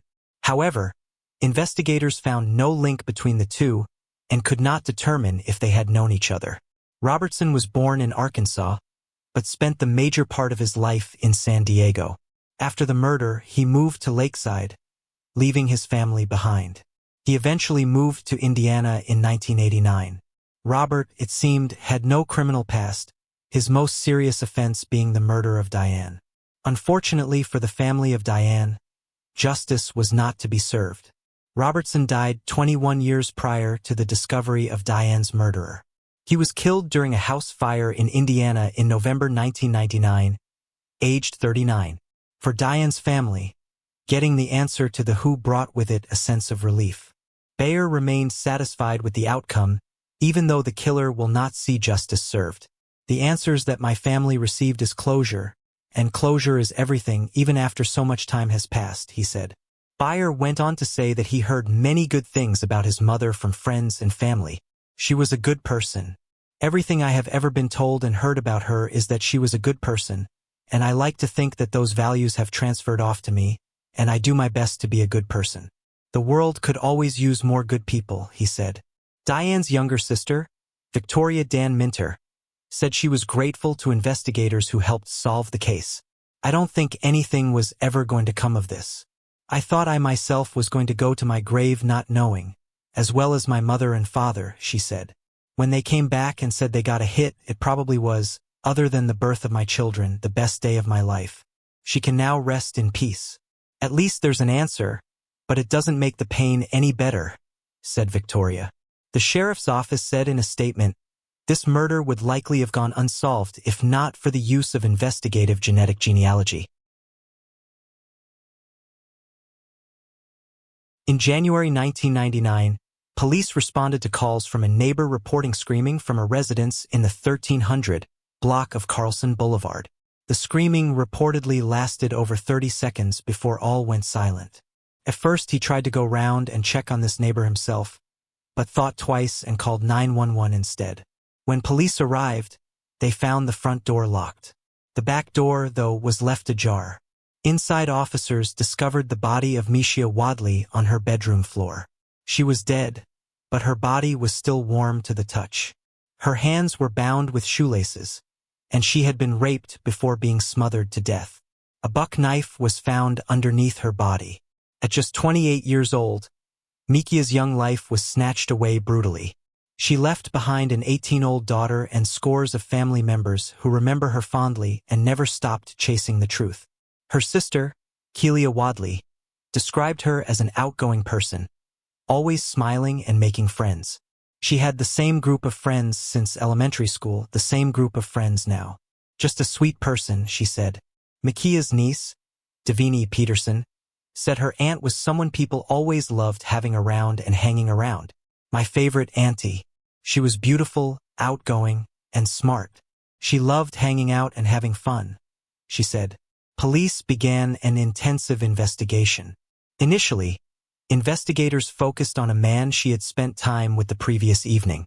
Other than him, there were no other leads. He, however, was ultimately ruled out as a suspect. The case grew cold as the only person of interest was ruled out. For the next 20 years, though, police continued to follow up on the case by testing the DNA found under Mikia's fingernails and a bloodstain found in the bedroom. In February 2002, a mixed DNA profile was created from the swabs collected from Mikia's hands and the bloodstain. The profile was submitted to the Department of Justice to search their offender database. This yielded no results. 18 years later, in 2020, additional DNA testing was done, this time focusing on previously untested fingernail clippings and ligatures. This provided authorities with a male DNA profile. In October of the same year, the DNA profile created by the Contra Costa County Crime Lab was submitted to the DOJ's DNA Data Bank program. This was done to conduct a familial search of the state's DNA index system. In April 2021, the DOJ's investigation revealed a person who was potentially a first-degree relative of the suspected perpetrator. The relative, though, was ruled out as a suspect. Police, however, had a suspect name but were keeping the revelation quiet until they could find a confirmed sample. It was going to be difficult because the suspect was already dead.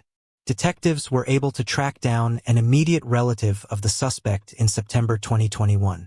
A buccal swab was obtained and submitted to the crime lab for testing. That same month, investigators received the confirmation they needed. Mikia's killer was identified as 35-year-old Jerry Lee Henderson. Henderson was someone who was known to Mikia. They shared a mutual friend and often stayed over at the same friend's house. But Henderson had overstayed his welcome. When the mutual friend refused to house Henderson any longer, he instead went to bunk at Mikia's home, not expecting her to return home. Police believe this is when he attacked Mikia and fled the scene after the crime. Whispers abounded and rumors spread with regard to the nature of the crime. Mikia's sister, Kayla, cleared up the confusion surrounding the murder of her sister. Many people labeled the murder as a domestic violence dispute. She refuted the claims, stating that Henderson and her sister were just friends who went to the same college. There had never been a romantic relationship between the two. So he was a friend of her friend Terry, and they both knew him. At a press conference on April 21, 2022, police revealed that the suspect was identified but had died 11 days after murdering Nikia from an apparent drug overdose. Acting Richmond Police Chief Louis Torona withheld the name. So we're a % confident that he is the murderer. I don't want to give him any honor by mentioning who that might be. who wore shirts printed with her photo to show their undying support, to stand up and be heard. Makia's niece, Devani, raised her hand to get Tarina's attention. Why is it okay that he's a secret? We know what he did. Why can't the family know? They look at him as a hero. He's not a hero. He's a murderer, she said. We know what he did. Why the family can't know? They look at him as a hero. He's not a hero. He's a murderer. Tarina responded by asking her, why give someone fame and notoriety for a murder? Why give somebody fame and notoriety for committing such a murder? Attendees at the press conference supported the family's request demanding that authorities give them the closure they deserved. Bowing to pressure from the crowd, Tarina finally named Henderson as a suspect in Mikia's murder. After the press conference, Mikia's sister, Kayla Wadley, spoke to Oxygen.com to iron out a few details. She said the press conference didn't do the story justice and it felt hurtful and humiliating. She told the news outlet that Mikia actually made it to the hospital, that she herself saw the staff working on her. The identification of Henderson, though, had brought some sense of closure to the family and their justice was served. Kayla stated that Mikia fought back, and that was what ultimately helped investigators find and recover the DNA needed to find Henderson. Mikia would have turned 50 this year and been a proud grandmother. Her daughter is now a mother herself, said Kayla. When given the opportunity to speak at the press conference, Kayla simply said that the time of seeking answers for deaths of family members needed to stop. Those communities needed to end the senseless violence. In a statement released by California Attorney General Rob Bonta, he said that it was his sincere hope that this resolution brings the family of Mikia Wadley a measure of peace. Bonta reiterated that no stone will remain unturned to secure justice and find the truth. Nothing can ever bring back a loved one, but we're committed to doing all that we can to help bring the truth to light in the fight for justice, he said. Get to the hospital.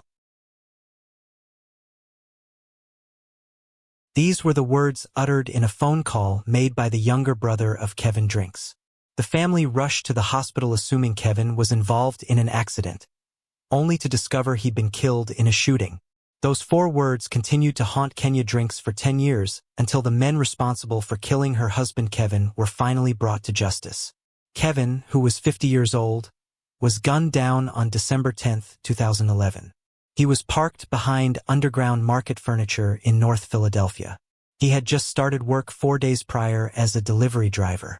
He was shot 3 times just after 6:30 p.m. and was rushed to hospital where he died shortly after arriving. For the family, it was a puzzling situation. Anyone who knew Kevin knew he was a doting grandfather who regularly went to church and sang gospel songs. To him, family was everything. For Kenya, though, she had lost the love of her life. Kevin and Kenya met back in 1978, high school sweethearts who attended their Germantown High School prom together. However, they broke up after graduation. 2 decades later, they reconnected after Kenya's mother passed away in the year February. Kevin stopped by to pay his respects. The rest was history. Kevin was a divorcee, but that didn't stop Kenya from making the best of this second chance. The two married in February 2001 with Kevin serenading Kenya as she walked down the aisle. 10 years later, in 2011, they bought their dream home together in Ronhurst. For the next few months, they would spend time in their home filling it with a shared love for each other. Kevin loved his family and enjoyed spending time with his 3 daughters and 5 grandchildren. Those were the last few months Kenya would share with her beloved husband. No one could foresee the call from Kevin's younger brother that was the end to the fairy tale she was building with Kevin. The only question on everyone's mind was, who would want to kill Kevin? Nothing panned out from the investigations made by police. People began to whisper that maybe there was something more to the killing. The home she built with Kevin became a shell of its former glory. But Kenya and Kevin's family didn't back down. She persisted with keeping up the investigation with police. T-shirts and buttons featuring Kevin's face were printed and distributed. Flyers were constantly circulated to ensure the memory of his case remained alive. The Justice for Kevin Drinks movement began. Kenya called upon elected officials to take action and shut down the whispers of Kevin being involved in underhand dealings. Frustration grew as other cases were being solved, But the Drinks family persisted in their unwavering belief that justice would be served. A month after Kevin's murder, Kenya called upon State Representative W. Curtis Thomas. There is a vigil and news conference organized by Thomas. We all must begin to take ownership and responsibility in our communities and stand up against the lawless element that's committed the crime. What happened to Kevin Drinks could happen to any of us, said Thomas. Thomas went on to implore community members to join in community policing. He said that everyone needed to come together in order to stop this senseless violence. Thomas called for the formation of a police substation along the busy corridor and an increase in bike patrols and beat cops. Captain Branville G. Bard agreed with Thomas and added to the sentiment felt by many present at the vigil. This is our community and we live here. We are imploring people to speak up, he said. He mentioned that every day that passes and Kevin's murderer goes without being caught showed that people just didn't care. The vigil fed a fire in Kenya until time started to get the best of her and her faith in justice. Kenya prayed. She eventually moved away from the painful memories and also out of fear for her safety. Over time, though, her faith began to dwindle. Kenya understood the police were overwhelmed but sometimes wondered if Kevin's case was even being worked on. But frustration grew. Kenya feared the case was going to grow ice cold. Slowly, she stopped calling the police as frequently as she used to. Kenya said her calls were often met with a patronizing attitude. She grew disappointed, questioning what was so hard in finding Kevin's killer. Her faith was further knocked when police were able to solve the killing of a fellow officer who was killed after Kevin. Killing an officer is the highest level of disrespect. I understand that. But if the department were willing to pull every stop to find someone who shot one of their own, why couldn't they do that for Kevin? She asked. Kenya became vocal about the lack of action in Kevin's case. I want justice for every murder victim in the city. If you take an oath to protect us, you should treat us the same as you would an officer, she said. She waited, biding her time as the case grew colder. Years passed with no new leads or feedback, and then there was a break in the case. In February 2018, she got the call she had been waiting for. It was a bittersweet moment when Kenya and her family discovered that Kevin was killed in a case of mistaken identity. Philadelphia Police Detective John Verrecchio had been listening in on recordings of jailhouse conversations. They were investigating a different case through the coded conversations between prisoners when he stumbled across a conversation related to Kevin's case. 2 months before Kevin was killed, Chad Reynolds had been accused of murdering a 22-year-old man named Kristen Freeman. Randalls was worried about a witness that was going to testify against him. So he plotted with 3 other men, Michael Blackston, Samaj Armstead, and Rezhan Combs. The men were discussing the description of the witness, his workplace, and the kind of car he drove. They were formulating a plot to kill him and went through with it in December 2011. The witness they wanted to silence bore a striking resemblance to Kevin Drinks. They had killed the wrong man. The jailhouse conversation led to the convictions of the 4 men. In March 2022, all 4 men were found guilty of murder, conspiracy, and related charges in the death of Kevin Drinks. Reynolds, Blackston, and Armstead were found guilty in the first degree and sentenced to life imprisonment. Combs was given the lesser charge of third-degree murder. His sentencing was due to be heard on June 29. It was later revealed that Michael Blackston was accused of killing 5 other people, with police saying the number qualified him as a serial killer. Following the sentencing, Kenya praised the work done by Assistant District Attorney Ashley Toxilowski and Christian Wynn. She also thanked Witness Victim Coordinator Kathy Lees and called them her dream team. District Attorney Larry Krasner held a press conference in April 2022 near the place where Kevin was gunned down. Krasner told everyone present that Drinks was under surveillance for an entire day before he was killed in a case of mistaken identity. He then invited Kenya to speak. Though nervous at first, she took the stand and looked at the button that read "Justice for Kevin Drinks," the one she and her family and friends had worn for a decade. Then she spoke. "Family, take the buttons off. Justice is done. Justice is served. We don't need those buttons anymore." For Kenya, her eyes have been opened to the number of families who, like her, still wait for answers surrounding the unsolved murders of their loved ones. One such person was a woman who stood by Kenya through the trial, Kathy Lees. Kathy confided to Kenya that her own son, Justin Reyes, was gunned down just 6 months prior to Kevin's murder. The case remains unsolved, but by seeing Kenya's persistence and ultimate victory in getting the answers she needed, Kathy has hoped that she too would one day find the answers to her own son's murder. For 3 decades, the death of 22-year-old Susan Amy Morse baffled investigators. However, investigators now believe that they may have found the man responsible for the murder of Susan and a separate sexual assault that occurred in the same apartment complex a year later. When Susan failed to show up for work on August 16, 1989, her parents grew concerned. They requested police do a welfare check as Susan's absence was uncharacteristic behavior. Susan lived alone in the Mesa apartment. Police entered the apartment, which was eerily quiet, and made a gruesome discovery. Susan had been beaten and asphyxiated with an extension cord. The covers of her bed pulled up around her body. Police later discovered she had also been sexually assaulted. There were no leads despite police canvassing the area and asking neighbors questions. No information surfaced and the case was pushed to the back burner. A year later, in November 1990, another incident occurred at the same apartment complex.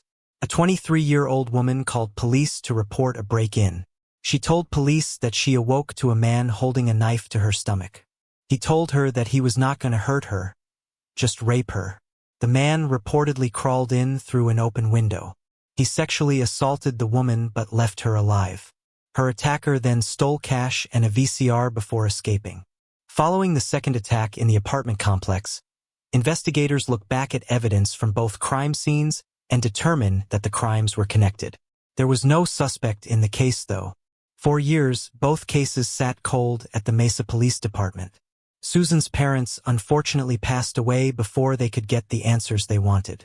The technology of the time was not as advanced to determine the DNA profile of the suspect responsible for the murder and sexual assault cases.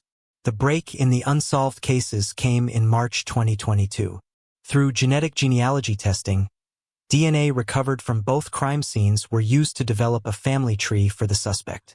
The search was narrowed down until one name popped up: Thomas Cox. Mesa Police Department Sergeant Chuck Trapani said it was constant searching for newer advanced technology and testing DNA that helped with the solving of cases. In the case of Thomas Cox and Susan Morse, it worked out dramatically. Cox, who is 58 years old, was identified through familial markers. What cemented investigators' pursuit of him was the fact that Cox's mother lived next door to Susan at the time of her murder. In initial investigations, he'd never been considered a person of interest in either case. Police staked out Cox's Colorado Springs home and recovered a styrofoam cup, lid, and straw. The DNA lifted from the recovered items matched that of the DNA found at both crime scenes. Furthermore, a print lifted from a screen that had been removed from one of the victim's windows matched the prints of Cox. These were already in the system after he committed several misdemeanors in the 80s and 90s.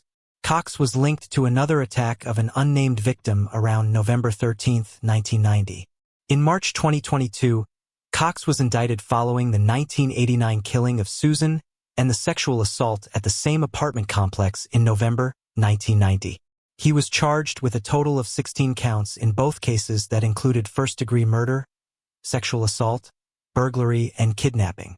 On April 23, 2022, Cox was extradited from El Paso County to Maricopa County.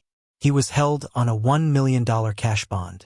The FBI in Phoenix, who also assisted with the case, released a statement that read, "The passage of time does not deter law enforcement's persistence for truth and justice." Authorities were able to make contact with an aunt and cousin of Susan's who expressed their relief in having finally caught the man responsible for her death. On May 4, 2022, the Mesa Police Department released a statement from one of Cox's victims who wished to remain anonymous. In it, she said that she didn't believe this day would come.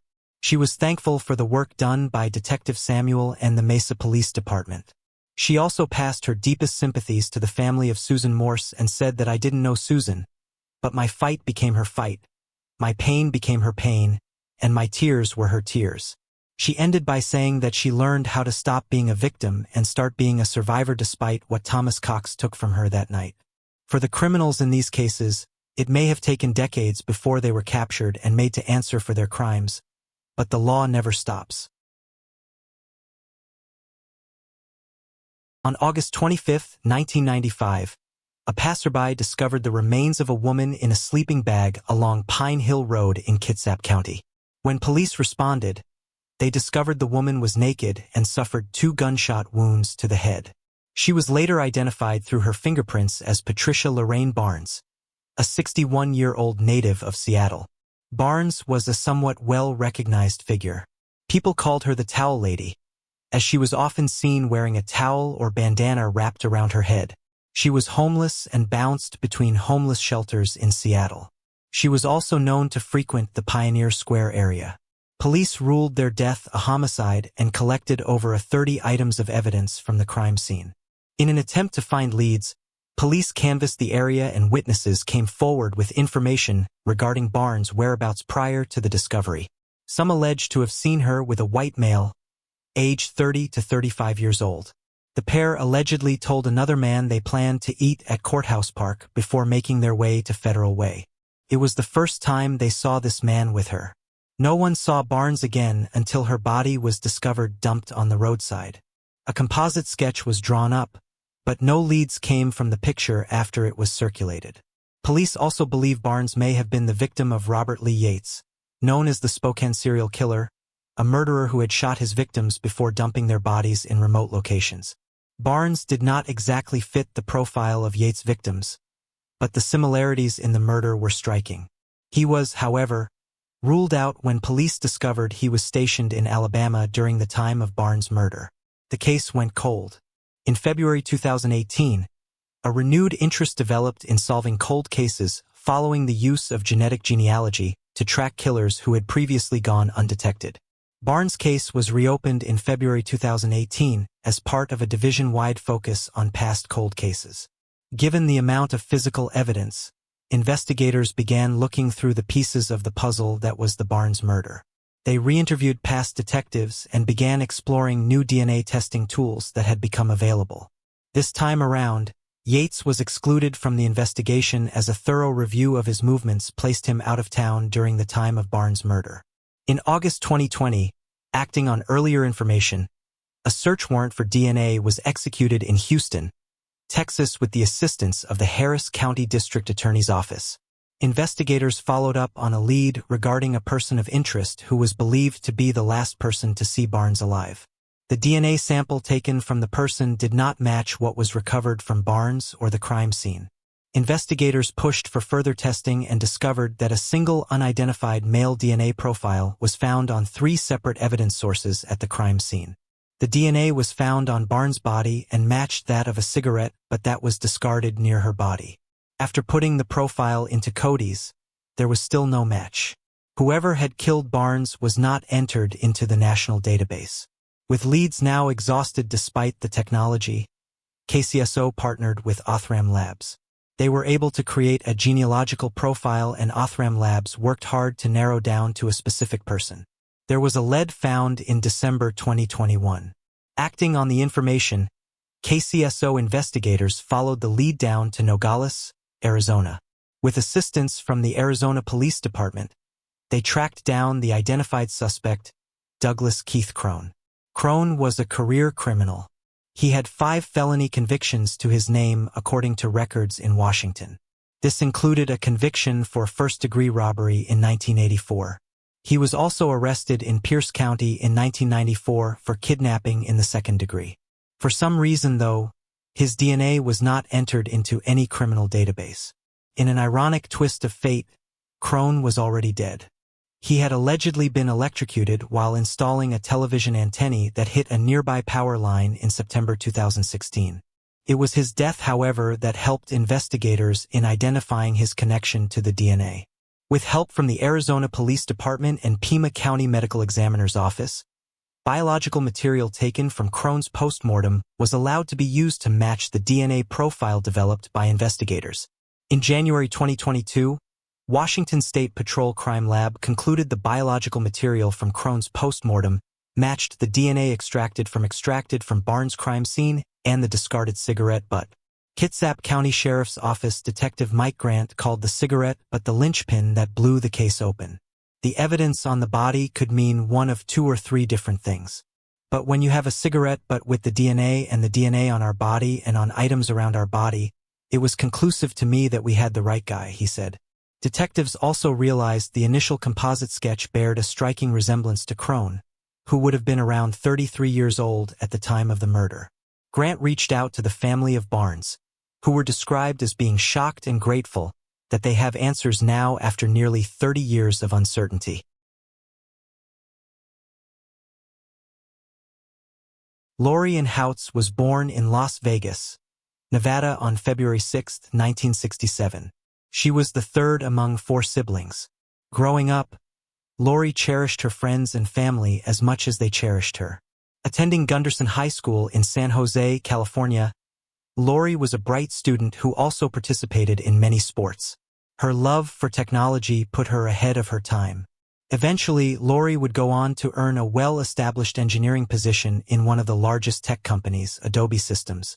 Soon, she moved to Silicon Valley and was living in an apartment on Charleston Road in Santa Clara County. She reportedly also had a loving relationship with her boyfriend who has never been named. On September 5, 1992, Lori left for work, but she never arrived there. On the same day, during his regular run, a jogger made a gruesome discovery on the 1300 block of Crittenden in Mountain View, now the site of Google's campus. A woman was found dead in the passenger seat of her car near a garbage dump. Authorities were notified about the discovery, and they identified the woman as 25-year-old Lori Houts. A nylon rope was still around her neck, which suggested she had been strangled to death. The crime scene did not hold many clues for investigators. Latent footprints were found both inside and outside of her car. Lori's footprints were found on the dashboard indicating that a struggle had occurred. However, it was not a robbery. Her wallet was found nearby undisturbed. Lori was found just 2 miles away from her workplace. Initially, investigators focused on the boyfriend as an obvious suspect. Yet, he was ruled out later when his fingerprints did not match the fingerprints found on Lori's car. However, the prints matched another person who was close to him, his roommate, John Kevin Woodwards. John was someone who could absolutely have been the assailant. Not only were his fingerprints in Lori's car, but he had a possible motive too. Allegedly, John was not a fan of Lori. He was somewhat jealous of her as he had growing romantic feelings towards his roommate, her boyfriend. Besides that, Lori's success in the tech world, a place that was dominated by males in the 90s, was something else that irked him greatly. When Lori's boyfriend asked him if he killed Lori, he did not give him a straight answer. Instead, he asked what information the investigators had. This behavior was both strange and suspicious. A month after the killing, John Woodwards was arrested for murder. At the 1995 trial, John's defense claimed that he had inadvertently left fingerprints on Lori's car because it was parked in front of his house some days before the murder. Prosecutors could not place him inside the vehicle. The first trial resulted in a hung jury. A second trial was held in 1996, but also resulted in a hung jury and was declared a mistrial. A judge dismissed the charges, saying he could not be charged again without new evidence. After the second trial, John moved to the Netherlands. Despite the possible suspect and developments made in the case early on, this case went cold. However, the investigation remained open. 30 years later, detectives successfully connected John Woodwards, now 58 and a software firm CEO, to Lori Houts' murder. With the help of new DNA technology, they were able to extract new evidence from the original crime scene and compare it with John's DNA. His DNA matched the DNA found on the rope tied around Lori's neck. In July 2022, after police received a tip that John was heading back to the U.S., they caught him at JFK Airport after he landed. He was arrested in New York, where he's currently being held pending extradition to California. If found guilty, he's facing life in prison. The family stated after the arrest that this is not a win because they still don't get to have their sister back, but they're hopeful that they will finally get some justice for her. Susan Winters. Susan Arlene Winters was born on March 14, 1966 to Danny and Avis Winters in Oklahoma. Her parents and older brother, Christopher, adored her from the day she was born. In 1984, Susan was phenomenal in both studies and sports. She led her high school softball team to the state championship. She kept running and won her age bracket in marathons. She went on to study law after obtaining a graduate degree in political science from Oklahoma University. Her career flourished from the start. She worked for a year in the Clark County District Attorney's Office, toiled at a Las Vegas law firm, and sometimes filled in as a judge in North Las Vegas Justice Court. While Susan succeeded well in her career, it was time for her to start a family. She married Brent Dennis in August 1995, a psychologist by profession. Their first daughter, Avis L., was born 4 years later in October 1999. The family welcomed a second daughter, Anna Danielle, in April 2002. Susan was passionate about every aspect of her life. She was an avid reader, a marathon runner, an animal lover, and a devoted mother and wife. Despite being a hard-working attorney at her workplace, she dedicated all her free time to her family. It would all change on January 3, 2015. At 6:48 a.m. that day, Susan's husband, Brent Dennis, called 911 after finding his 48-year-old wife unresponsive in bed. Paramedics quickly arrived to find Susan holding on to life, and she was taken to the hospital. Unfortunately, at 2:26 p.m., Susan passed away after Dennis instructed doctors to take his wife off life support. According to Dennis, his wife committed suicide. He claimed he found 2 bottles of antifreeze in the garage and assumed that Susan had drunk the antifreeze at some point. When asked why his wife committed suicide, Dennis told police that he and Susan had been fighting for quite some time. Susan was drinking while on antidepressant medication for depression and threatened to kill herself many times. Dennis also claimed he slept the entire night and woke up to find Susan unresponsive. According to the coroner's report, Susan died of a combination of ethylene glycol poisoning and oxycodone intoxication. Ethylene glycol is the main ingredient in antifreeze, so her death has been ruled a suicide. However, the strangest thing in this case was that no evidence in the bedroom showed Susan harmed herself. Detectives found no suicide note, no glass with antifreeze remnants of liquid in it, and no prescription bottles or antifreeze containers, an impossible scenario regarding the probability of suicide. Although Susan's death was already deemed a suicide and the case was closed, the Winters family was not ready to accept that she chose to take her own life. In 2016, Susan's parents, Danny and Avis Winters, hired retired FBI detective and attorney Tony Sergo, who filed a civil lawsuit against Brent Dennis on their behalf. Apparently, the suit alleges that Susan died under suspicious circumstances and blames her demise on Dennis, who had a financial motive.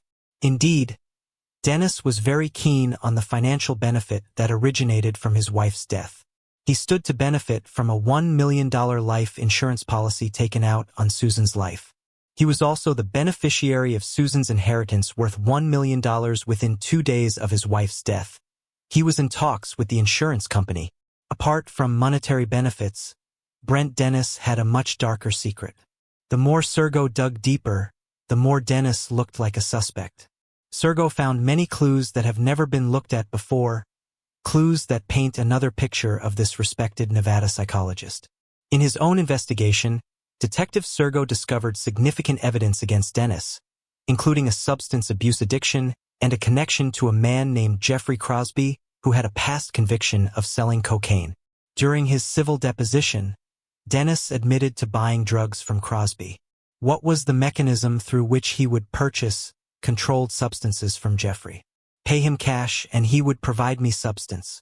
When the secret was out, Susan was mad.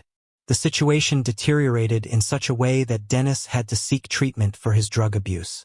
Phone records showed 6 calls and texts from Susan's phone to Crosby's phone in the days before her death. She allegedly called Crosby to inform him she was going to the authorities. Susan wanted her husband to stop using drugs. But the addiction did not stop there. It was revealed that Susan had previously threatened to report his alleged drug use to authorities.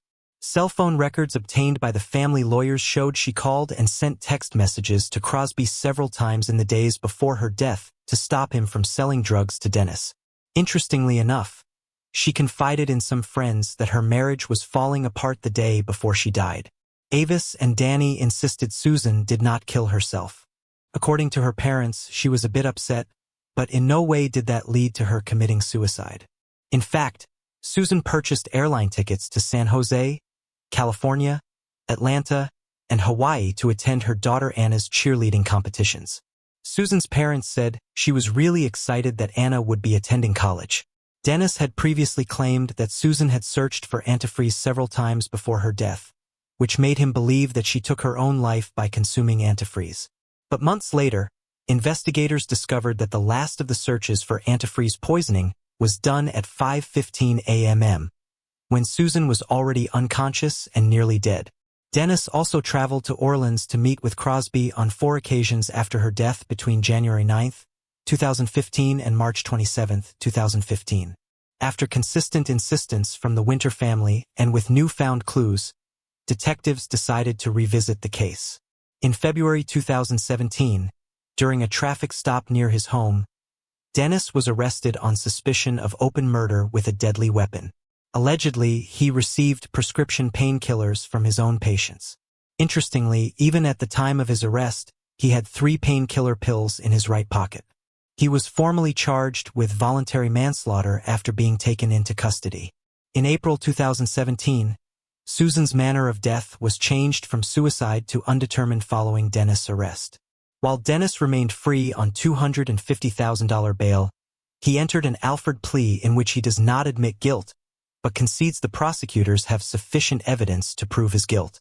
4 years after Susan's tragic demise, Dennis was finally sentenced to serve 3 to 10 years in prison for voluntary manslaughter in connection with the February 2015 death of his wife. While the Winters family is relieved by the outcome, Susan's daughters, who are now 22 and 20 years old, stood by their father. In a statement in court, they wrote that their father only entered the Alford plea in the case to avoid the harsher punishment, but had nothing to do with their mother's death. Whatever the outcome is, Susan's parents expressed their grief over losing contact with their granddaughters. While Susan is never coming back, hopefully, the two families can find their way back to each other through the healing process. Barbara Jean Jepson. Barbara Jean Jepson, a newly married 18-year-old, started her new life with her husband, Joe Jepson, in a lovely home in Van Nuys, California. As a National Air Guard, Joe earned a good living. So it's not a surprise that they planned to extend their family soon after marriage. They married in 1955 and Barbara conceived her first child that same year. By January of 1956, Barbara was in her 4th month of pregnancy. January 31, 1956 was a normal day when Joe left his home for work early in the morning. Feeling bored at home, Barbara went shopping later in the day. Locals saw her around 12:30 p.m. She returned home soon after. When Joe returned home from work, a bloody scene awaited him. In the bedroom, Joe discovered Barbara's naked body on the mattress with a 10-inch butcher's knife stuck in her chest. Joe covered his wife with a blanket and then called the police. As detectives reached the crime scene, they found several items of evidence. A military green jacket with blood traces was found a few feet away from Barbara's body. Some hair follicles from an unknown person were also found in the garage. However, important items such as bed sheets, pillow covers, and a bloody rug found in the sink were not collected since DNA technology was not available back then. The body was sent for examination and reports came back stating that she had been killed sometime between 1 p.m. and 4 p.m. It was also mentioned that she had been sexually assaulted before being brutally stabbed to death. The crime scene showed no forced entry, no stolen items, nor any signs of struggle, which led investigators to believe that she might have known her attacker. Upon questioning neighbors, 2 witnesses came forward. One person said he saw a person who did not live in the community roaming around the area that day wearing a green jacket. Another witness saw a man with big hands and big knuckles. Barbara was considered another victim of a series of sexual assaults that were going on in the nearby area. Police questioned every person who had committed crimes like this in the area but could not link anyone to Barbara's murder. They initially suspected her husband, Joe, but he was eventually ruled out as it was proven that he was at work during the murder. With no suspects, detectives reached a dead end. Despite combing through the evidence over the years, the search for Barbara's killer would remain unsolved and her case would remain cold. In February 2016, DNA testing was completed on multiple items collected from the crime scene, but there was not enough DNA to submit the findings to the Cody's system for a match. Moreover, the suspect's DNA had most likely never been entered into the Cody's system. By February 2019, Los Angeles Police Detective Rachel Evans had joined the cold case unit. The very first case assigned to her was Barbara Jepson's case. She set off re-examining the leads and looking for clues to identify the killer, which no detectives had been successful in doing for the past 60 years. It took her a whole week to read the entire case file the first time, yet she kept reading it again and again. By the third time, she picked up on a few things that had not been given much importance by previous investigators. She noted the fact that there was no sign of forced entry, which suggested that Barbara most likely knew her killer. No items were taken from the scene, pointing towards the motive not being robbery. Based on the assumption that Barbara knew her assailant, Evans started putting the pieces together and focused her investigation on one person, Monty Mertz. Born in 1911 in Utah, Mertz had several relationships over the years. He first got married to Cleo Rem in 1931, with whom he had one son and one daughter, but that marriage fell apart. After the divorce, he married another woman named Bernice, but that marriage also did not last long. In 1945, during the divorce, Bernice cited cruelty as a cause. Indeed, Mertz was a violent person. He was also a gambling addict, womanizer, animal torturer, and a raging alcoholic, an absolute degenerate to say the least. And yet, women kept falling for him. In 1948, he moved in with a woman named Fern Spiva in the San Fernando Valley after making her his common-law wife. He stayed with her for 6 years. Spiva had a 10-year-old daughter from a prior relationship. That daughter was Barbara. Evans believed he groomed and molested Barbara along the way because that was one of his sick habits. He'd marry these young women who had young girls, and then abuse them. In 1955, the year that Barbara got married, Mertz married another woman, his fourth wife who already had 2 children, including a young daughter. In 1960, 15-year-old Marian Pedrada, who had a horse stable next to Mertz's house and often rode horses with him, was stabbed 9 times and killed, but no one was linked to the murder. Then in 1962, Mertz married his 5th wife, Ina. She too had a young daughter. In 1964, Mertz was arrested for molesting a 14-year-old girl. Although Mertz was suspected of multiple sexual assaults, that was the only victim for which he was arrested. That same year, Mertz showed up at a hospital with a gunshot wound. He claimed he was injured in an accidental shooting, but others believed someone intentionally shot him. Although investigators never discovered who shot Mertz and why, people around Mertz believed that it was most likely from a confrontation regarding Mertz's past abusive behavior, as well as the possible connection to the murders of Barbara Jean Jepson and Mary Ann Pedrada. In 1965, after his arrest for child abuse, Mertz was given a polygraph test by police who asked him about both the murders of Barbara Jepson and Mary Ann Pedrada. He denied ever knowing Barbara, but later it was discovered that he had attended her funeral and often visited her mom even after Barbara's death. Evans said the polygraph test results concluded that Mertz had definite guilty knowledge regarding the fate of the 2 murdered women. But Mertz could not be prosecuted with this alone, as polygraph test results are not admissible evidence in court. However, after this, suspicion mounted and people started to notice that there was something wrong with him. One of the people who had suspected him was his own wife, Ina. She found the underwear of a young girl in a drawer in their house. On August 15, 1965, while he was out of jail, she confronted Mertz about whether he had been abusing the girl whose underwear he had. Suspicions already looming over him. This confrontation was the last straw, as Mertz then grabbed a gun and chased Ina outside to the street, shooting her multiple times and killing her. Afterwards, he returned to the house and killed himself. This murder-suicide would be the last depraved act in his pathetic criminal life. It was revealed that in 2017, a former stepdaughter of Mertz came forward to tell a shocking story. On the day that 15-year-old Pedrada was murdered, the then 10-year-old girl saw Mertz come back into the house with a bloody knife and blood on his hands and clothing. She was so terrified of Mertz that she waited 50 years to come forward with this information. Mertz apparently abused the girl physically and mentally by doing such things as stabbing her horse with a pitchfork. Despite being in her 60s, she said that the memories of Mertz still haunt her, and she's still afraid of him. Upon more digging, Evans learned that Mertz had a pattern of never leaving his victims alone, even after he remarried or when his stepdaughters grew up and moved out of the house. He would continue to abuse and sexually assault them until the time of his death. After some tiring research, Evans was able to track down Mertz's relatives still living in Utah. In September 2019, a search warrant for DNA was served on Mertz's 87-year-old son. Before the warrant, detectives were considering exhuming Mertz's body, but they were hopeful that the case could be solved by collecting his son's DNA.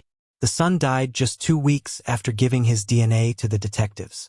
Although there was not enough DNA to present, there was enough of a match to allow the cold case to be solved as per the standards of law enforcement with 99% certainty that Mertz was Barbara's killer. He was also suspected of other murders and assaults. Evans said he would be charged with first-degree murder if he were still alive. Although many of the people directly affected by this tragic murder have long since passed. The pursuit of the American dream draws many from far and wide. For Su Mingtang, it was a chance to give his family a better life. However, that dream was snuffed out on the afternoon of April 26, 1993. Tang, a husband, father, and well-liked member of the San Carlos community, emigrated from Taiwan to California. A businessman at heart, Tang opened up a little mom and pop corner shop called the Devonshire Little Store. It was a hit with the community, and Tang was a welcoming and friendly store owner. The little shop thrived as the community grew to know and like the owner Tang. In a way, the corner shop that had always been a fixture in that part of town took on a new personality under the ownership of Tang, and it shocked the community when they learned that Tang had been shot and killed in the very store he'd owned. On the afternoon of April 26, 1993, San Carlos police officers responded to a 911 call for a possible shooting. Upon arrival minutes after the incident, officers found Tang, the store owner, bleeding out after sustaining a single gunshot wound. Emergency medical personnel rushed Tang to a nearby hospital. He, however, succumbed to his injuries soon after arriving at hospital. In the meantime, investigators were collecting information as eyewitnesses came forward to report that an adult female was seen fleeing the store soon after the shooting. She was described to be in her 20s with shoulder-length brown hair. The car she was driving was a 70s blue station wagon. Allegedly, Tang had been alone in the store when the incident occurred. Investigators maintained that the shooting was the result of a robbery gone wrong and were pursuing leads regarding the woman seen leaving the crime scene.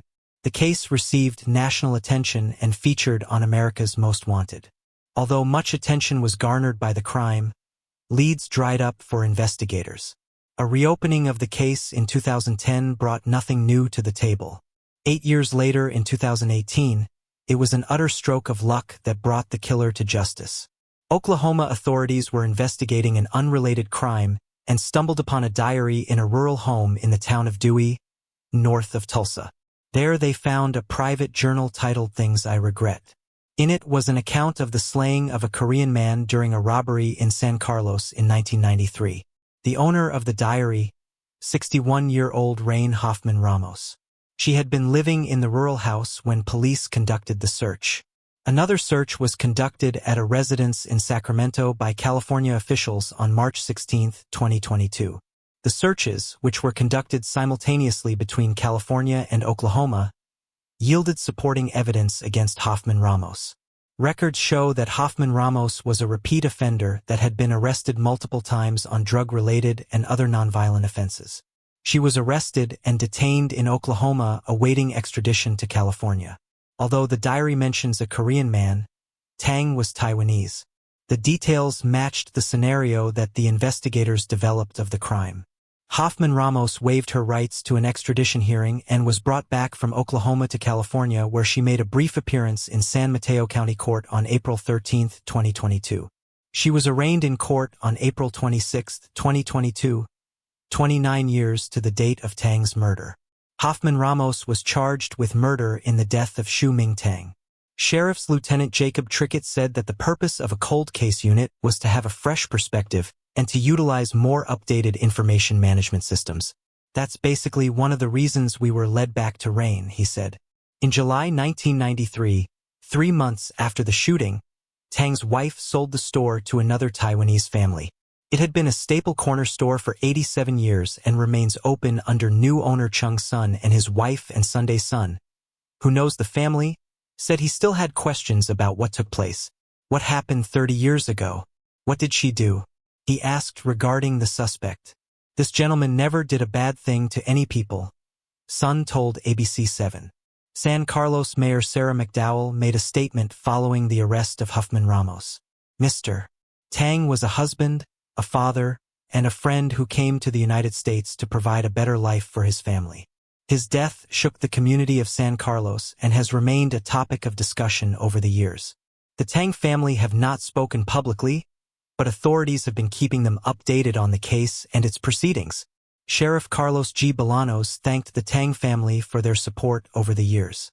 The San Mateo County Sheriff's Office would like to thank the Tang family for their support. I hope that your family will finally get the justice and closure that you deserve, he said to the Tangs. Patricia Stichler.